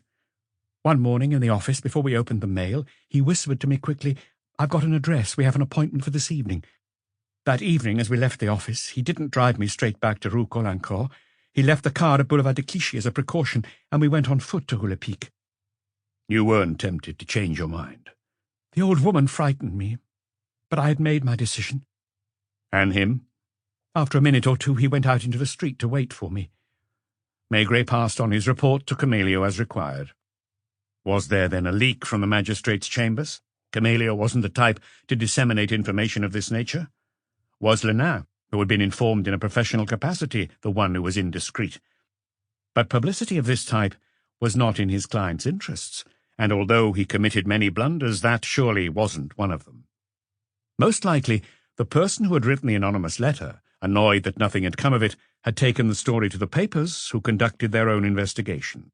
Madame Maletier, who still denied everything, had been arrested, and the story was once again splashed over all the front pages. Camillo had been obliged to arrest the young woman too, but he later released her on bail. José accused of a second crime along with his mistress. When Annette was mentioned, it was always in terms of pity. The full responsibility was laid at the door of her lover. From one day to the next, a palpable climate of hatred built up around him. Even those who had been his closest friends were reluctant to talk about him and tended to play down their relationship with him. I knew him like everyone else. It was Christine I was really friends with, an extraordinary woman. She showed extraordinary vitality, certainly, but what happened afterwards? She deserved better than him. When pushed, they were unable to say exactly what she deserved. As far as anyone could tell, she was made to lead her own life according to her own rules. For a while he'd been her great love. No one knew why, since José was no Don Juan. Besides, he was a bit of a weakling. It seemed to cross no one's mind that Christine was more than capable of crushing this weakling. Didn't she love him any more? They lived more and more separate lives, especially after he fell for that typist. Did it cause her pain? It was difficult to tell exactly what Christine was feeling. She played her cards close to her chest. Even when it came to lovers? They would give Maigret a look of reproach, as if he wasn't playing the game by the rules. She liked to help young people, didn't she? She went to lots of arts events. She took a few under her wing, as they say. She helped young artists now and then. Could you give me an example? It's not easy. She was tactful enough not to make a big deal about it. She once, I recall, helped a young painter, particularly by bringing friends and journalists she knew along to his debut exhibition. His name? I can't remember. An Italian, I think. Is that all? As time went on, the reticence became more and more concerted. Maître Lenain, for his part, having rashly dropped his bombshell, was now trying to draw up a list of the so-called protégés whose existence he had so publicly proclaimed. Maigret didn't realize that he was being aided by a private detective agency run by one of his former inspectors. They had a freer rein than the police judiciaire and didn't have Camillo on their backs all the time. In spite of this, he didn't turn up anything specific. He telephoned Maigret to tell him about a certain Donat, a former hotel doorman from Deauville, who was now a singer in Saint-Germain-des-Prés. Although he wasn't yet known to the wider public, he was starting to appear in cabarets on the right bank, and was soon to make his music-hall debut at the Bobino. Maigret went to see him at his hotel room in Rue de Ponthieu. He was a tall, well-built young man, rough round the edges, and a bit macho, like certain young American film stars. It was 2 o'clock in the afternoon, and he was still in crumpled pyjamas when he opened his door to Maigret. There was a woman entangled in his bedsheets, visible only by her blonde hair. "Maigret, eh?" He'd been anticipating this visit. He lit a cigarette and adopted the pose of a movie hard man. "I could refuse to let you in unless you have a warrant. Do you?" "No." "Then you should call me into your office." Maigret was in no mood to discuss the legal niceties. "I should warn you I've got nothing to say." "Did you know Christine Josset?" "So what? There are thousands of people in Paris who knew her." "Did you know her intimately?" "One, that's none of your business. Two, if you look hard enough, you'll find dozens of young men who've slept with her. And when I say dozens—" "When was the last time you saw her?" "Oh, a good year ago. And if you're making out that she was the one who launched my career, you're wrong. When I was back in Deauville, the owner of a club in Saint-Germain spotted me and gave me his card. He told me to come and look him up in Paris." The woman in his bed pulled the sheet down a few centimetres so that she could take a squint at what was going on. "Don't worry, honey, I've got nothing to fear from these gentlemen. I can prove that on the night that Madame Christine was stiffed, I was down in Marseille. You'll even find my name in large letters on the poster at the Miramar." "Did you know any of the others?" "Which others?" "Other friends of Madame Josset's." "What, do you think we were some sort of club? We should have worn a badge or something then, shouldn't we?" He was terribly pleased with himself. His girlfriend was shaking with laughter under the sheet. "Anything else I can do for you? If you don't mind, I've better things to do." "That's right, isn't it, honey?" There were surely others of the same type, or different, who evidently didn't want to make themselves known. The painter who was mentioned now lived in Brittany, where he painted seascapes, and there was nothing to suggest that he had come to Paris at the time of the murder. A separate line of inquiry, involving taxi drivers, had not thrown up anything either. Yet it is unusual, given enough time, not to find the driver who had done a particular trip. Several inspectors had divided up the companies, the taxi stands, and the owner-drivers between them. They asked all of them if they had dropped off anyone in Rouleau-Père on the evening of the crime, but that drew a blank. All they found out was that a couple who lived 3 doors down from the Jossets had taken a taxi home from the theatre and had arrived just before midnight. Neither the driver nor the couple could remember seeing any lights in the glass house at that time. There was one slight benefit of the taxi being there at that time, and that was that the old man, who claimed that he hadn't missed any of the comings and goings in the street, had failed to mention this particular car. Yet the car had parked there for 2 or 3 minutes with its engine running, because the passenger didn't have enough change and had to go into the house to get some more money. They had shown Martin Duché's photo to thousands of drivers, especially those who usually parked in the Colincourt area. They had all seen it in the newspapers. According to Annette, her father had left around 9:30 in the evening. He apparently hadn't returned to his hotel near Gare d'Austerlitz before midnight. Later, the night clerk couldn't remember seeing him come back in. At all. What had the head clerk from Fontenay-le-Comte been doing all this time?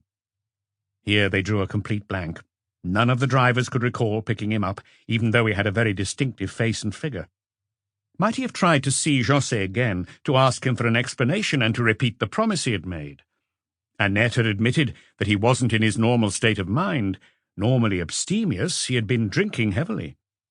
Even if the scene in Rue Colincourt had ended peacefully and in apparent agreement, it would have shaken him nonetheless. Yet it seemed that no taxi had taken him to Rouleau-Père, or indeed anywhere else. No one had noticed him in the metro station either, but given the volume of people passing through, that proved nothing. Then there were the buses, where he could have equally passed unnoticed. Was he the sort of person who would sneak inside Josset's house? Wouldn't he have rung the bell? Did he find the door open? And is it conceivable that in a place he didn't know he could have crossed the living room in the dark, gone upstairs, and entered Christine's room? The murderer, assuming it wasn't the husband, had worn gloves, or else he had brought with him a weapon solid enough to inflict the wounds that Dr. Paul had described, or used the commando knife that was in Adrien's room. But who, apart from people familiar to the couple, would know that the dagger was there? Then it would have to be admitted that having committed the crime, the unknown murderer had cleaned the weapon, leaving no trace on any cloth, as Josset had not seen any blood on the knife. The public were well aware of these things that didn't add up, as the journalists were very clever in dissecting all the possible hypotheses in the minutest detail. One had even published an article with the arguments for and the arguments against in 2 facing columns.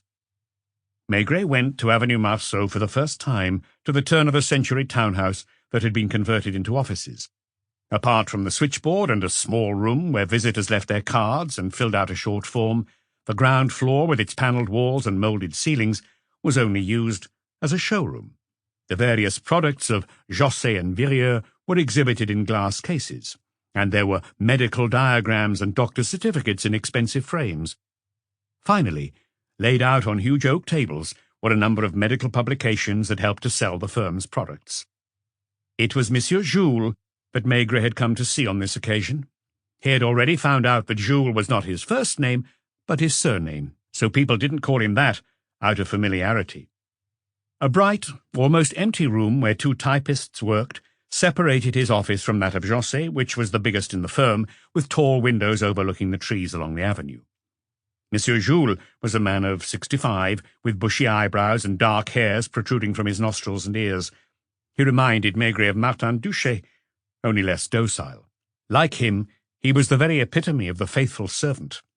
In fact, he was in the firm long before Josset came along, when old Virieux was still around, and although his job title was officially head of personnel, he also had oversight of other departments too. Maigret wanted to talk to him about Christine. "Don't trouble yourself, Mr. Jules. I'm just passing through, and to be honest, I'm not even sure what it is I want to ask you. I just happened to find out that Madame Josset is the chair of your board." "That's right." "Is it just an honorary title, or did she take an active interest in the running of the company?" He could already sense the reticence he had encountered everywhere else. "Isn't it precisely to head this off that it is so important in a criminal investigation to move quickly?" Madame Maigret knew that as well as anyone, and she often saw her husband come home in the early hours of the morning, that is, if he wasn't out for several nights in a row. When people read the papers, they form instant opinions, and even when they think they're being sincere and honest, they tend to distort the truth. "She really got involved in the business. She had a substantial stake in it after all." 1/3 of the capital, unless I'm mistaken. 1/3 of the shares, yes, with another third staying in the hands of Monsieur Virieux, and the other third for the last few years in the possession of her husband. "I've been told that she came to see you 2 or 3 times a month." "Not as regularly as that. She dropped by from time to time, not just to see me, but also to see the chief executive and sometimes the head of accounts." "Did she know what was what?" "She had a very good head for business. She speculated on the stock exchange on her own account, and I don't mind saying she made some tidy profits." "In your opinion, did she have doubts about her husband's way of running the business?" "Not just about her husband in particular, but everyone." "Did her attitude make enemies?" "Everyone has enemies." "Did she have any in this firm? Did she have to take measures against any individuals?"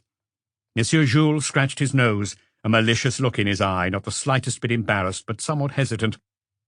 "Have you studied how large companies organize themselves and their staff, Inspector? As long as there are competing personal interests and departments working to different agendas, it's inevitable that cliques form." The same was true of Quai des Orfèvres, as Maigret knew only too well. "Were there cliques in this firm?" "Probably still are." "May I ask you which one you belonged to?" Monsieur Jules frowned, became more sombre, and stared at his pigskin desk accoutrements. "I was completely devoted to Madame Josset," he said finally, carefully weighing his words. "And her husband?" At that, he got up and went to check that no one was listening behind the door. Chapter 8. Madame Maigret's Coq au vin. It was the Maigrets' turn to host their friends at Boulevard Richelieu, and Madame Maigret had been cooking all day amid a symphony of various noises, for the season of wide-open windows had begun, and the life of Paris blew into the apartments on the currents of air. Alice hadn't come along, and it was her mother this time who listened out for the telephone, because at any moment they were expecting the young woman to be rushed into the clinic to give birth. Once dinner was over, the table cleared and coffee served, Maigret offered the doctor a cigar, while the 2 women whispered together in a corner, and Madame Pardon was heard to say, "I really don't know how you do it." She was talking about the coq au vin they had had for dinner. She went on, There is that subtle aftertaste which really sets it apart. I can't quite identify what it is. It's actually quite simple. I presume you normally add a dash of cognac at the last moment. Cognac, Armagnac, whatever I have to hand. Well, I know it's not orthodox, but I use Alsatian plum brandy. That's my secret. During dinner, Maigret had been in a good mood. Busy? Pardon asked him. Very, which was true, but it was fun work. I'm living in the middle of a circus. For a while, there had been a series of burglaries that could only have been committed by a professional acrobat, probably a male or female contortionist, and so Maigret and his colleagues had been spending their days from morning to night in the world of the circus and the music hall, and had seen the most extraordinary array of people passing through Quai des Orfèvres. They were dealing with a new arrival who used new methods, which happens more rarely than you might think. So routines had to be relearned from scratch, and the crime squad was a hotbed of excitement. Last month, you didn't have time to finish your story about the Josset case, Dr. Pardon murmured, once he had settled into his chair with a drink by his side. He never had more than one, but he drank it in small sips, swilling it round his mouth so as to better appreciate the bouquet. At the mention of the murder in Rue Laupère, a different expression came over the inspector's face. I can't remember where I got to. From the start, I'd guessed that Camillo wouldn't give me the chance to see José again, and that's how it turned out. He was so possessive of him, you might almost say he was jealous. The case was built within the four walls of his chambers, and the police didn't know anything more about it than what was printed in the papers. For nearly 2 months, 10 of my men, sometimes more, were bogged down in fact-checking. Our investigation worked on different levels simultaneously. Firstly, on a purely technical level, we reconstructed the movements of each person on the night of the crime, searched the house in Rue Laupère 20 times over, hoping to find a clue that we'd missed before, including the famous commando knife. I don't know how many times I questioned the 2 servants, the tradesmen, the neighbours, and our task was complicated by the flow of letters, both anonymous and signed, but mainly anonymous, which we couldn't ignore. It always happens when a case stirs up public opinion. Cranks, crackpots, people who've had a grudge against their neighbour for years, or simply people who think they know something. They all get in touch with the police, who have then to separate the fact from the fiction. I went to Fontenay-le-Comte in secret, almost under false pretences, but found nothing, as I think I already told you. You see, Pardon, once a crime is committed, nothing is straightforward anymore. There are 10 or maybe 20 people whose actions may have seemed perfectly normal a few hours earlier, but now have to be scrutinized in a more suspicious light. Everything is possible. No hypothesis can be ruled out as ridiculous, nor is there any infallible method for being sure of the witness's good faith or powers of recall. The public follows its gut instinct, driven by emotion and only the most elementary reasoning. As for us, we have a duty to doubt everything, to look everywhere, to consider every possible explanation. So, Rue Laupère on the one hand, Avenue Marceau on the other. I knew nothing about the pharmaceutical industry, so I had to learn how this business worked, with all its laboratories and more than 300 staff. And based on a few conversations, what to make of Monsieur Jules and the way his mind operated. And he wasn't the only one who played a significant role in Avenue Marceau. There was Virieux, the son of the firm's founder, then the heads of the various departments, the technical advisors, doctors, pharmacists, chemists. All these people divided into 2 main camps, which for the sake of argument we might call the ancients and the moderns. The former thought that the company should concentrate on prescription drugs only. The latter wanted to produce lucrative products that could be marketed through publicity campaigns in the papers and on the radio. Pardon murmured, I'm not unfamiliar with that debate. It seems that José had a natural inclination towards the former, but let himself be pushed against his will into the second category, though not without putting up a struggle. What about his wife? She was the leader of the moderns. Under pressure from her, a sales director had been fired 2 months earlier, a valued employee who had good links with their medical clients and was a sworn enemy of all-purpose medicines. All this created a climate of intrigue, suspicion, and probably mutual loathing at Avenue Marceau and in Saint-Mandé. But that didn't get me anywhere. We couldn't examine every aspect in depth at the same time. Mostly our officers are engaged in existing casework, even when something sensational comes along. I've never felt our inherent weakness so keenly. At a time when we needed to understand the lives of a dozen, maybe as many as 30 individuals about whom we knew nothing the day before, I had only a handful of men at my disposal. They were being asked to probe into areas with which they weren't familiar, and in a ridiculously short space of time form an opinion. But in court, the words of a witness, a concierge, a taxi driver, a neighbour, a man in the street, might have more weight than all the sworn testimonies and denials of the accused. For 2 months, I toiled with an acute sense of my own impotence. Yet I carried on, hoping against hope for a miracle. Adrien Josset continued to profess his innocence, despite being increasingly presumed guilty. His lawyer continued to make reckless statements to the press. I counted 53 anonymous letters, which led us to every corner of Paris and its suburbs. We even had to send letters of request outside of Paris. Some people had thought they had seen Martin Duché in Auteuil during the night, and there was even a female vagrant near Pont Mirabeau who claimed that Annette's father had made drunken advances to her. Others named young men they considered to be Christine Josset's protégés. We followed every lead, even the unlikely ones, and each evening I sent a report to Camillo, who flicked through it with a shrug of his shoulders. One of the young men who were pointed out to us was called Popol. The anonymous letter said, "You will find him at the Bar de la Lune, Rue de Charonne, where everyone knows him, but they won't say a thing because they all have something to hide." The writer of the letter provided details and said that Christine Josset liked slumming it, and that she'd met Popol on several occasions in a rented room near Canal Saint-Martin. She had bought him a 4CV, but that didn't prevent Popol from beating her on numerous occasions and extorting money from her. Maigret went himself to Rue de Charonne, and the bistro mentioned in the letter was indeed a den of villains who made themselves scarce when he turned up. He questioned the owner, the waitresses, and then, in the following days, the regulars whom he had some difficulty pinning down. Popol? Never heard of him. The innocence was rather forced. If they were to be believed, no one knew this Popol, and he would have no more joy asking in the boarding-houses along the canal. At the car licensing centre, they hadn't found any useful information. Several recent owners of 4CVs had the name Paul. They tracked down a few, but 4 or 5 had left Paris. As for Christine's friends, they all maintained the same polite silence. Christine was a charming woman, a sweetheart, a darling, a remarkable woman. Madame Maigret had taken Madame Pardon into the kitchen to show her God knows what. Then the 2 women, in order to leave the men in peace, had settled down in the dining room.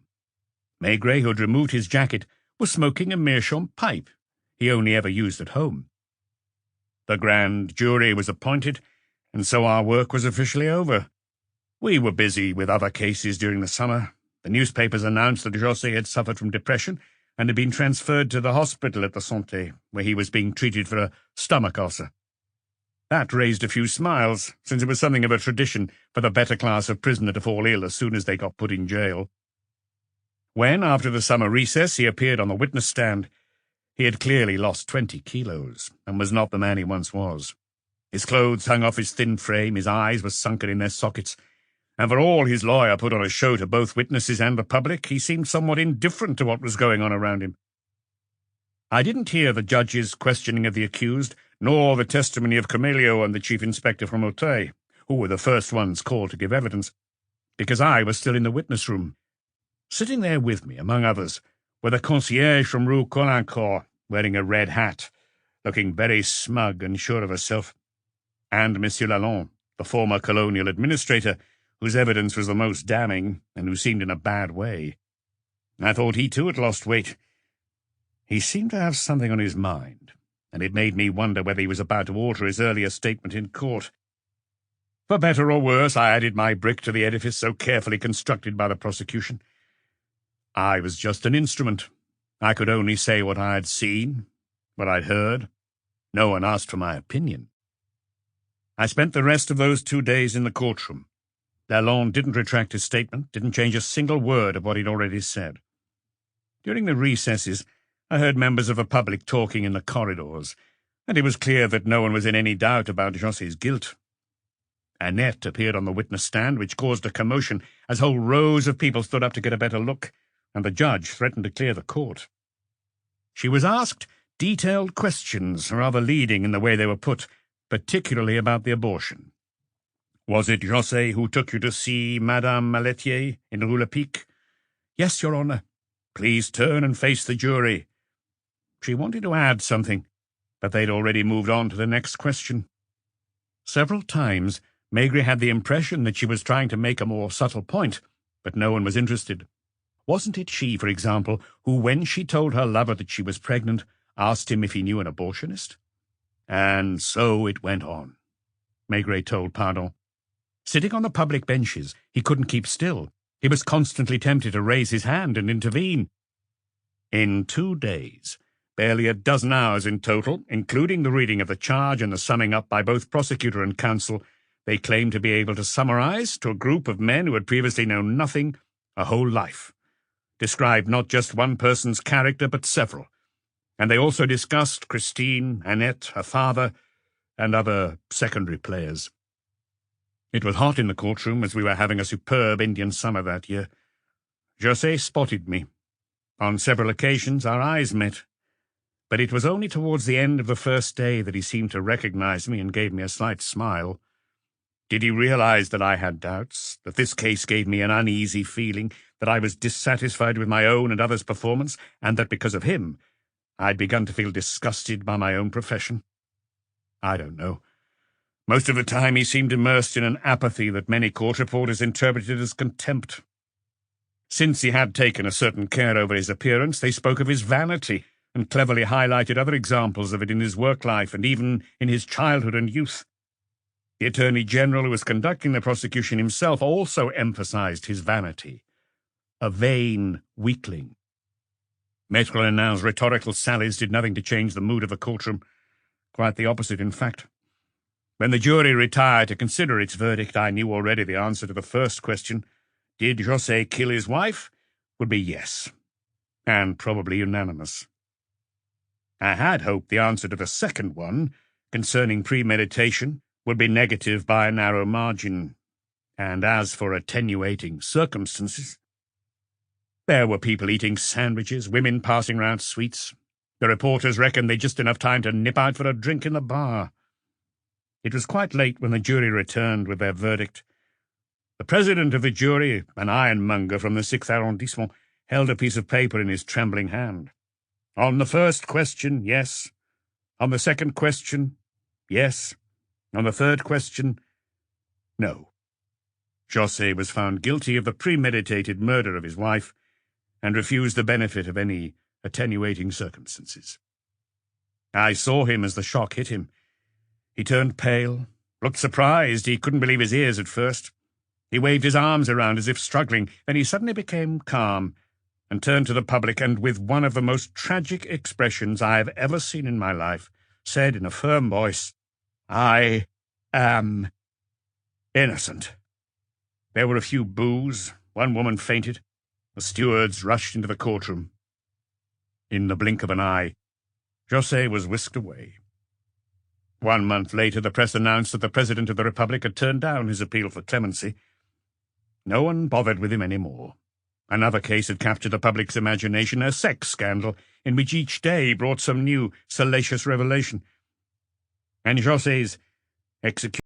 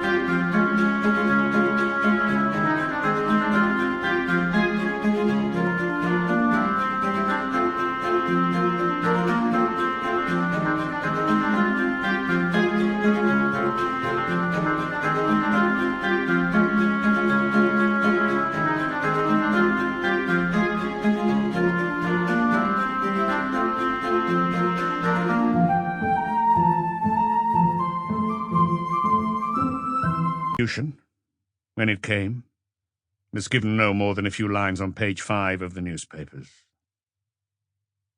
There was a silence. Pardon stubbed out his cigar in the ashtray, while Maigret filled a fresh pipe, and the women's voices could be heard from the other room. Do you believe he was innocent? 20 years ago, when I was still new to the force, I might have said yes, without hesitation. Since then, I've learned that anything, no matter how unlikely, is possible. 2 years after the trial, I had a lowlife in my office who was suspected of involvement in the white slave trade. It wasn't the first time he'd had dealings with us. He was one of our regular customers. His identity card said he was a navigator, and in fact he did make regular crossings to South and Central America on board cargo ships, though he spent most of his time in Paris. With people like him, it's different. You're on familiar territory. Sometimes we do deals. At one point he squinted at me out of the corner of his eye and murmured, "What if I have something valuable to sell?" "Like what?" "A piece of information I think you'll find interesting." "Concerning what?" "The José case. That was concluded a long time ago. That's not necessarily a reason." In return, he asked me to lay off his girlfriend, with whom he seemed genuinely in love. I promised to go easy on her. On my last voyage to Venezuela, I met a guy called Popol. He used to hang around Bastille a lot. Rue de Charon? Maybe. He seemed to be down on his luck, so I bought him a few drinks. Around 3 or 4 in the morning, when he'd polished off a half bottle of tequila and was drunk, he started talking.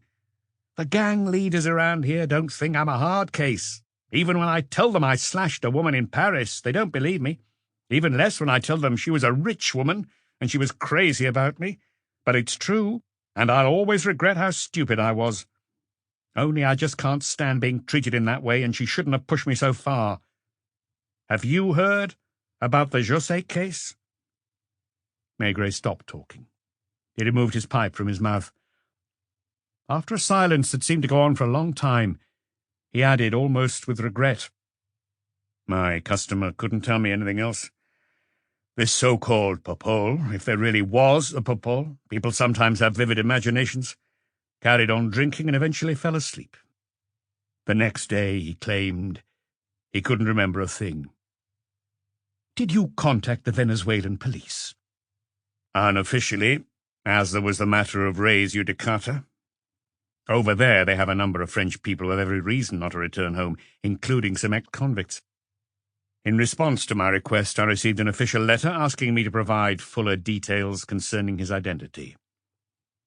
Does this Popol exist? And was his male ego and his image of himself as a tough guy so bruised by the fact that she treated him the way men treat girls they pick up in the street that he took his revenge on her? I have no way of knowing." He got up and went to the window as if to clear his head. Pardon was watching the telephone, almost without thinking. So Maigret asked him, "Tell me what happened to the little Polish tailor's family." It was the doctor's turn to shrug. 3 days ago I was called out to Rue Popincourt because one of the children had measles, and I found that the wife was already living with a North African. She seemed a little embarrassed, and she said, 'It's for the kids, you see.'" This has been an Audible Studios production of Maigret's Secret by Georges Simenon, read by Gareth Armstrong. Copyright Georges Simenon Limited, 1959. Production copyright 2018 by Audible Limited. Audible Studios is a division of Audible Limited. Audible hopes you've enjoyed this program.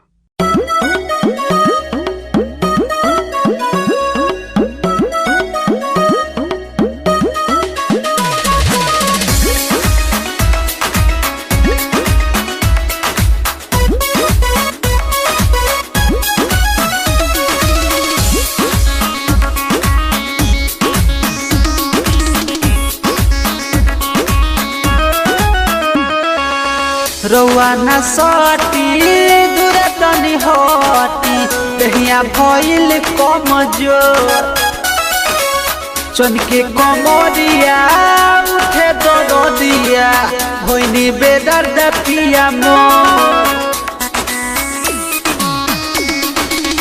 रौआ ना सटी दूरे तनी हटी दहिया भइल कमजोर चनके कमरिया उठे दरदिया भइनी बेदर्द पिया मोर खातिर रे हसैत के धइली बा जानी छुआई बहर जाई राती के कुछौ भइली बाए राजा राती के कुछौ भइली बा जानी छुआई बहर जाई राती के कुछौ भइली बाए राजा राती के कुछौ भइली बा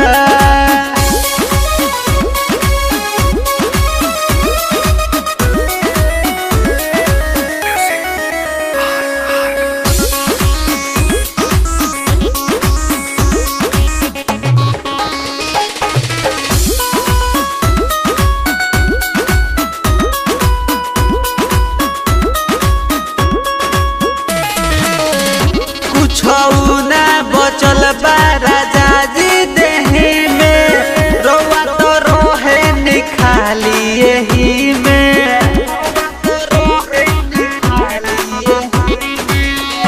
कुछ ना बचल बा राजा जी देही में रौआ तो रोहे निखाली यही में राहुल दिहल सारा सारी अभी मइली बा जानी छुआई बहर जाई राती के कुछौ भइली बाए राजा राती के कुछौ भइली बा जानी छुआई बहर जाई राती के कुछौ भइली बाए राजा राती के कुछौ भइली बा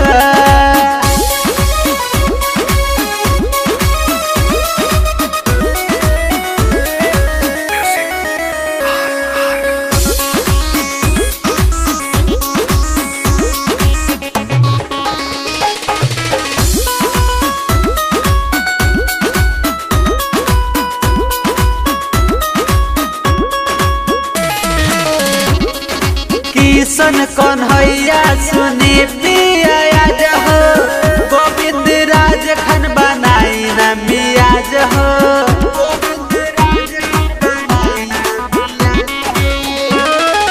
किशन कन्हैया सुनी पिया आज हो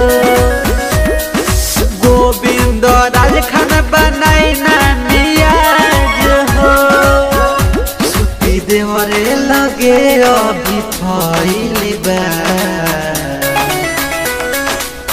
जानी छुआई बहर जाई राती के कुछौ भइली बाए राजा राती के कुछौ भइली बा जानी छुआई बहर जाई राती के कुछौ भइली बाए राजा राती के कुछौ भइली बा over his face. Yes, I'm listening, Madame Kruger. Yes. The woman at the other end of the line didn't need any encouragement to talk. Her words tumbled over each other, and for those who didn't have the receiver next to their ear, formed an incomprehensible but nonetheless pathetic litany. And there was a drama playing itself out on Pardon's face, mute but expressive. The local doctor, who just a few moments earlier had been smiling, relaxed, joining in the fun of the rice pudding, now seemed a long way from the tranquil bourgeois dining room. I understand, Madame Kruger. I know, yes. If it would be of help, I could come round and... Madame Pardon looked at the Maigres as if to say, Here we go again. Another dinner we'll have to finish without him. She was wrong. The voice was still booming out. The doctor was becoming more and more uneasy. Yes, of course. Try to put them to bed. They could tell he was feeling despondent, powerless. I know, but I can't do any more than you have. No one was eating. No one said a word. You realize that if this goes on, it will be you... He sighed, wiped his brow with his hand. He was 45 and almost totally bald. His voice weary, he finally gave another sigh, as if buckling under the irresistible pressure. "Give him one of the pink pills. No, just one. Give it half an hour, and if it's had no effect—" Everyone could sense the feeling of relief at the other end of the phone. "I'll be at home all evening. Goodbye, Madame Kruger." He hung up and came back to the table. They avoided asking him any questions. It took them several minutes to get the conversation flowing again. Pardon remained distracted. The evening followed its usual course. They left the table to have their coffee in the living room, where the table was covered with magazines, as this was the room where his patients waited during surgery hours. The 2 windows were open. It was May. The evening was warm, and in spite of the buses and cars, there was a hint of spring in the Parisian air. Families from the neighbourhood strolled along Boulevard Voltaire, and there were 2 men in shirt-sleeves sitting on the café terrace across the road. When the coffee had been poured, the women picked up their knitting and sat in their usual corner. Pardon and Maigret were seated next to one of the windows, while Alice's young husband, unsure about which group to join, ended up sitting next to his wife. They had already decided that Madame Maigret would be the godmother, and she was knitting a little jacket for the baby. Pardon lit a cigar. Maigret filled his pipe. They felt no great compulsion to speak, so they sat there in silence for quite a long time, while listening to the murmur of their wives' conversation. Finally, the doctor muttered, as if to himself, "Another of those evenings when I wished I did a different job." Maigret didn't press the point or push him into breaking confidences. He liked Pardon a lot. He considered him to be a man in the fullest sense of the word. Pardon glanced furtively at his watch. It could go on for 3 or 4 hours, but she could ring at any moment. He continued without providing any details, leaving Maigret to read between the lines. "A small-time tailor, a Polish Jew who set up above a herbalist's shop in Rue Popincourt. 5 children, the eldest 9, and his wife is expecting a 6th. He gave his daughter's belly an involuntary look when he said this. "Medical science can do nothing more for him, but 5 weeks on he's still not dead. I've done everything I can to convince him to go into hospital, but no sooner do I say the word than he falls into a sort of trance, summons his family to his bedside, cries, groans, and begs them not to let anyone take him away against his will." Pardon was smoking his only cigar of the day, without enjoyment. "They live in 2 rooms, the kids crying all the time. His wife's at the end of her tether. She's the one I should be tending to, but as long as this goes on I can do nothing. I went over there before dinner. I gave him an injection and his wife a sedative. It isn't having an effect any more. While we were eating he started groaning again, then howling in pain, and his wife, her strength all used up." Maigret drew on his pipe and muttered, "I think I understand." "Legally, medically, I don't have the right to prescribe him another dose. That wasn't the first such telephone call I've received. Until now, I've managed to convince her." He looked at the inspector as if seeking his indulgence. "Put yourself in my place." He glanced at his watch again. How much longer would the sick man last out? The evening was mild, with a certain languor in the air. The murmur of the women's conversation and the rhythmic clack of their needles carried on in the corner of the living room. Maigret said in a hesitant voice, "It's not the same, of course, but I, too, have often wished I'd chosen a different profession." It wasn't a proper, joined-up conversation. It was full of gaps, silences, and slow puffs of smoke rising from the inspector's pipe. For a while now, the police haven't had the powers we enjoyed before, and by extension, the same responsibilities. He was thinking out loud. He felt Pardon was a close friend. The feeling was mutual. "Over the course of my career, I have seen our powers gradually diminished in favour of the magistrates. I don't know if that's a good thing or a bad thing. In any case, it's never been our role to pass judgment. It's up to the courts and the juries to decide if a man is guilty or not, and to what extent he should be held responsible."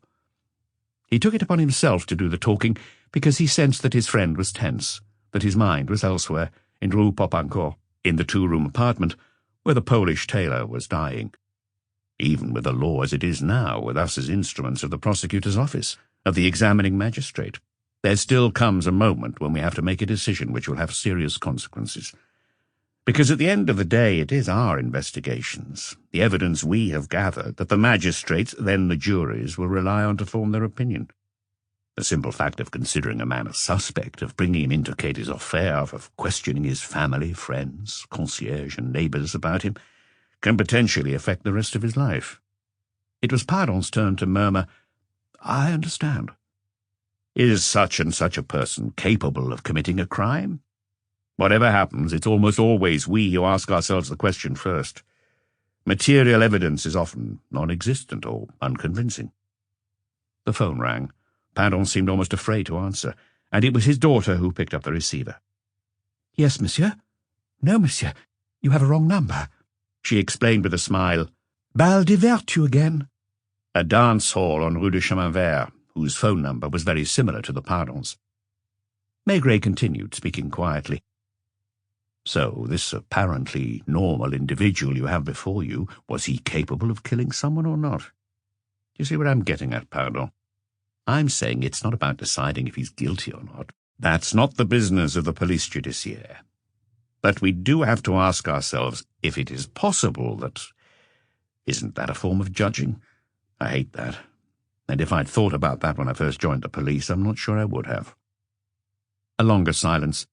He emptied his pipe and took another one from his pocket, which he slowly filled, seeming to caress the briar. "I remember one case, not so long ago. Did you follow the Josset affair?" "The name rings a bell." "There was a lot in the papers about it, but the true story, insofar as there is a true story, was never told." It was very unusual for him to talk about a case he had been involved in. Occasionally, at Quai des Orfèvres, among colleagues, some famous case or some difficult investigation might be mentioned, but he was always a passing allusion. "I recall Josset at the end of his first interrogation, because that's when I had to ask the question. I could show you the transcript so that you can form your own opinion. Only you would not have had the man himself in front of you for 2 hours. You wouldn't have heard his voice, seen his facial expressions." It was at Quai des Orfèvres, in Maigret's office, a Tuesday, he remembered the day, around 3 o'clock in the afternoon. And it was spring then, too, the end of April or the beginning of May. When he came into work that morning, Maigret knew nothing of the affair, and he wasn't alerted to it until around 10 o'clock, firstly by the chief inspector at Auteuil, and subsequently by examining Magistrate Camilio. There was some confusion that day. The inspector from Auteuil claimed that he had informed the police judiciaire in the early hours of the morning, but for some reason the message didn't seem to have reached its destination. So it was nearly 11 o'clock before Maigret took a car to Rue Laupert, 200 or 300 metres from the church at Auteuil, and found that he was the last to arrive. The reporters and photographers were already there, along with 100 or so curious onlookers, being held back by uniformed policemen. The men from the prosecutor's office were already on the scene, and 5 minutes later, criminal records showed up. At 12:10, Maigret showed into his office one Adrien Josset, a handsome, still quite lean 40-year-old, who cut an elegant figure despite his unshaven, crumpled appearance. "Come in, please. Take a seat." He opened the door of the inspector's room and summoned young Lapointe. "Bring a pad and pencil." The office was bathed in sunlight, and the noises of Paris could be heard through the open window. Lapointe understood that he was required to take a shorthand record of the interrogation, and sat down at the corner of the table. Maigret filled his pipe, and watched a convoy of boats going up the Seine, and a man in a barge allowing his vessel to drift. "Forgive me, Monsieur Josset, but I am obliged to record the answers you will be so kind as to give to my questions. I hope you aren't too tired." The man shook his head with a vaguely bitter smile. He hadn't slept a wink all night, and the police at Auteuil had already subjected him to a long interrogation. Maigret hadn't wanted to read it, preferring instead to form his own impression. "To begin with, the boring formalities. Could you tell me your surname, first names, age, profession?" "Adrien Josset, 40, born Sète. Eh-ho." It was only when he said that Maigret picked up the slight hint of a southern accent. "Your father?" "Schoolteacher. He died 10 years ago." "Is your mother still alive?" "Yes, she still lives in the same little house in Sète." "Did you study in Paris?" "Montpellier." "You're a pharmacist, I believe." "I trained in pharmacy, then did 1 year of medicine. I didn't follow through on that." "Why not?" He hesitated, and Maigret could see it was out of a kind of honesty. It was clear that he was trying hard to give accurate, truthful replies, so far at least. For different reasons, probably, but the main one was that I had a girlfriend who went with her parents to Paris. Did she become your wife? No. As a matter of fact, our relationship broke down a few months later. But I think my heart wasn't in being a doctor. My parents weren't well off. They had to make sacrifices to pay for my studies. Even if I'd qualified as a doctor, I'd have found it hard to set up in practice. He was so tired he was struggling to string his thoughts together, and he cast the occasional glance at Maigret as if to check that he was making a favourable impression on the inspector. "Is this important?" "Anything might be important." "I understand. I wondered whether I had any particular vocation. I'd heard about career opportunities in laboratories. Most pharmaceutical companies have their own research laboratories. When I got to Paris with my pharmacy diploma in my pocket, I tried to find one of these jobs." "Without success?" "All I could find was a job as a temporary stand-in at a chemist's. Then another." He was feeling hot. So was Maigret, who was now pacing up and down in the room, pausing occasionally by the window. "Did they ask you all these questions at Auteuil?" "No, not the same questions. I can see that you're attempting to understand who I am. As you see, I'm trying hard to give you honest answers. Deep down, I see myself as no better or worse than anyone else." He had to wipe his brow. "Are you thirsty?" A bit." Maigret opened the door to the inspector's room. "Janvier, could you get us something to drink?" Then to José, "Beer?" "If you like." "Are you hungry?" Without waiting for a reply, he turned again to Janvier. "Beer and sandwiches." José gave a sad smile. "I read about that," he murmured. "You read what?" "Beer. Sandwiches. The chief and his inspectors taking it in turns to ask questions. It's common knowledge, isn't it? I never thought that one day—" He had fine hands, and he sometimes wrung them nervously. "You know when you get here, but—" "Don't be alarmed, Monsieur José. I can promise you that I have no preconceived ideas about you." The inspector at Auteuil certainly did. "Was he rough with you?" "He didn't treat me well. He used some words which... Anyway, who knows? If I were him—" "Let's get back to those early days in Paris. How long was it before you met the woman who would become your wife?" "About a year. I was 25 and working in an English chemist's on Faubourg Saint-Honoré when I met her." "Was she a customer?" "Yes." "What was her maiden name?" "Fontaine. Christine Fontaine. But she was still using the name of her first husband, who died a few months earlier. Lowell, from the English brewing family. You will have seen the name on beer bottles." "So she'd been a widow for a few months, and she was what age?" 29. "Any children?" "No." "Rich?" "Indeed. She was a regular customer of all the luxury shops on Faubourg Saint-Honoré." "Did you become her lover?" "She had a free and easy lifestyle." "Even when her husband was alive?" "I believe that was the case." "What was her background?" "Bourgeois. Not wealthy, but comfortably well off. She grew up in the 16th arrondissement, and her father was chair on a number of company boards." "Did you fall in love with her?" "Head over heels." "Had you already split up with your girlfriend from Montpellier?" "Several months earlier." "Did you and Christine Lowell discuss the prospect of marriage from the very start?" The briefest of hesitations. "No." There was a knock at the door. It was the waiter from the Brasserie Dauphine, bringing some beer and sandwiches. This gave them an excuse to take a break. José didn't eat, but merely drank half of his beer, while Maigret continued to pace up and down, nibbling on a sandwich. "Can you tell me how it happened?" "I will try. It's not easy. 15 years have passed. I was young, I can see that now. With hindsight, life was different then. Certain things didn't seem as important as they do now.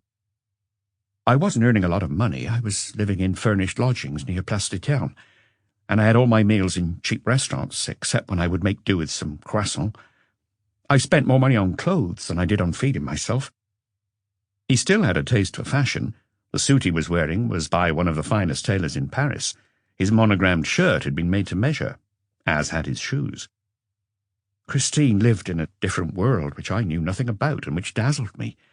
I was still the son of a small-town schoolteacher, and the students I mixed with in Montpellier weren't much better off than me. Did she introduce you to her friends? Much later. That was an aspect of our relationship that took me a long time to figure out. Can you give me an example? We often hear about businessmen, industrialists or bankers having a fling with a shop girl or a model. It was much the same for her. In reverse, she was dating an inexperienced, penniless pharmacist's assistant.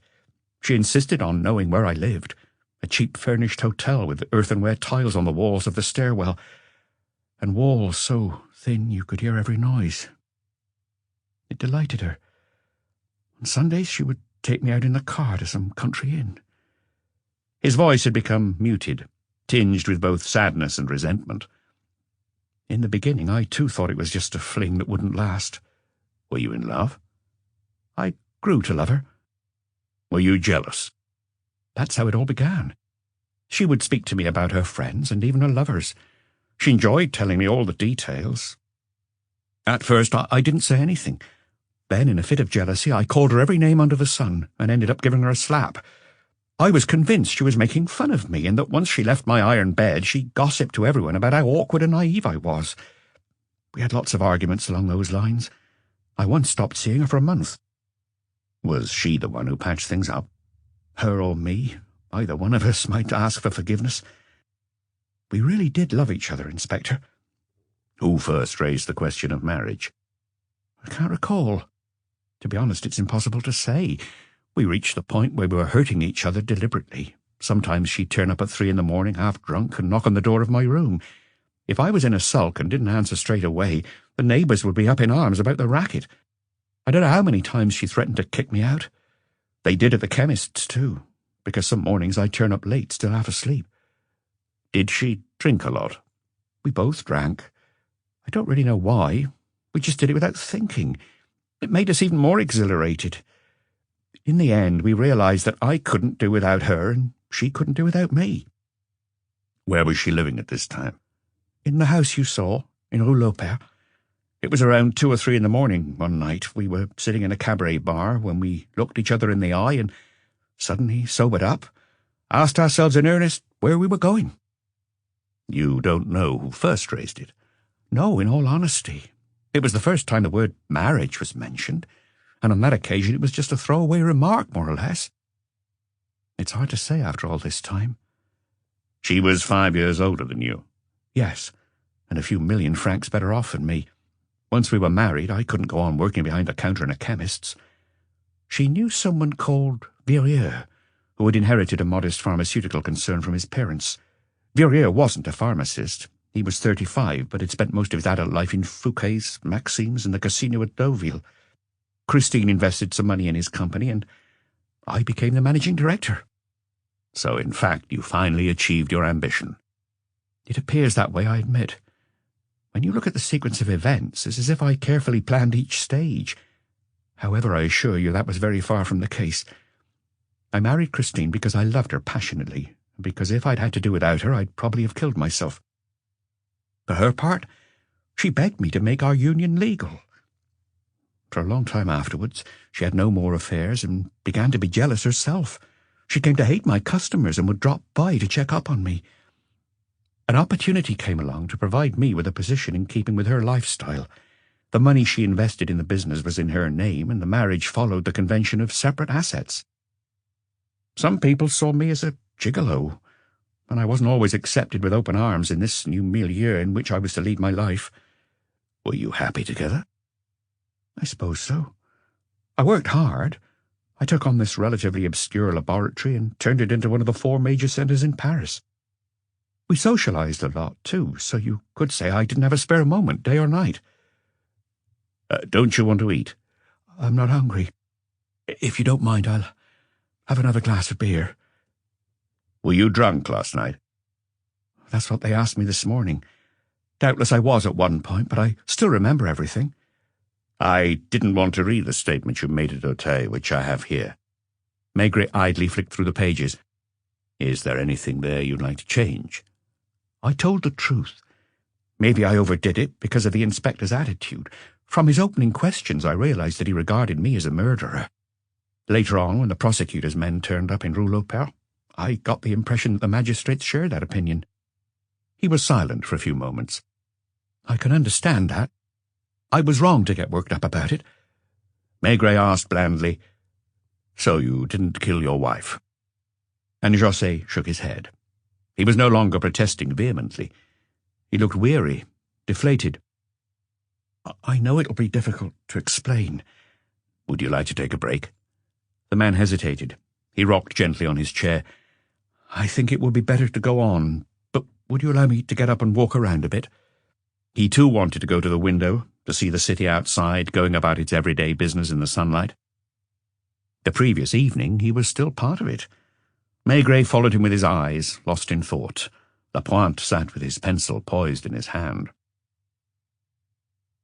Back in the peaceful living room in Boulevard Voltaire, a little too peaceful in fact, almost oppressively calm, where the women were still knitting and chatting, Dr. Pardon listened carefully to Maigret's every word. Maigret, however, could sense that there was still an invisible link between his listener and the telephone on the console table, between the doctor and the Polish tailor, who was fighting his last battle alongside his 5 children and his hysterical wife. A bus went by, stopped, and then set off again, having deposited 2 dark figures, and a drunk bumped along the walls without ever interrupting the tune he was humming. Chapter 2. The Geraniums in Rue Caulaincourt. "Heavens!" Elise cried suddenly, as she bounded to her feet. "I forgot the liqueurs." She had changed quite a lot. When she was a young girl, she rarely attended these dinners. She must have found them boring. She wasn't much in evidence in the first few months of her marriage, either. Maybe 1 or 2 appearances to show off her new role as wife, on a par, so to speak, with her mother. But since she had been expecting, she'd paid frequent visits to Boulevard Voltaire, where she happily assumed the role of hostess, and suddenly started to take an even closer interest than her mother in the minutiae of housework. Her husband, a newly qualified veterinarian, leapt up from his seat, made his wife sit down again, and went into the kitchen in search of some brandy for the men, and for the women, that Dutch liqueur that was no longer found anywhere, except at the Pardon's house. Like most doctors' waiting rooms, this one was badly lit, and the furniture was worn and shabby. Maigret and Pardon, sitting by the open window, had a good view of the glaring street lights on the boulevard, where the leaves of the trees were starting to rustle. Was there a storm on the way?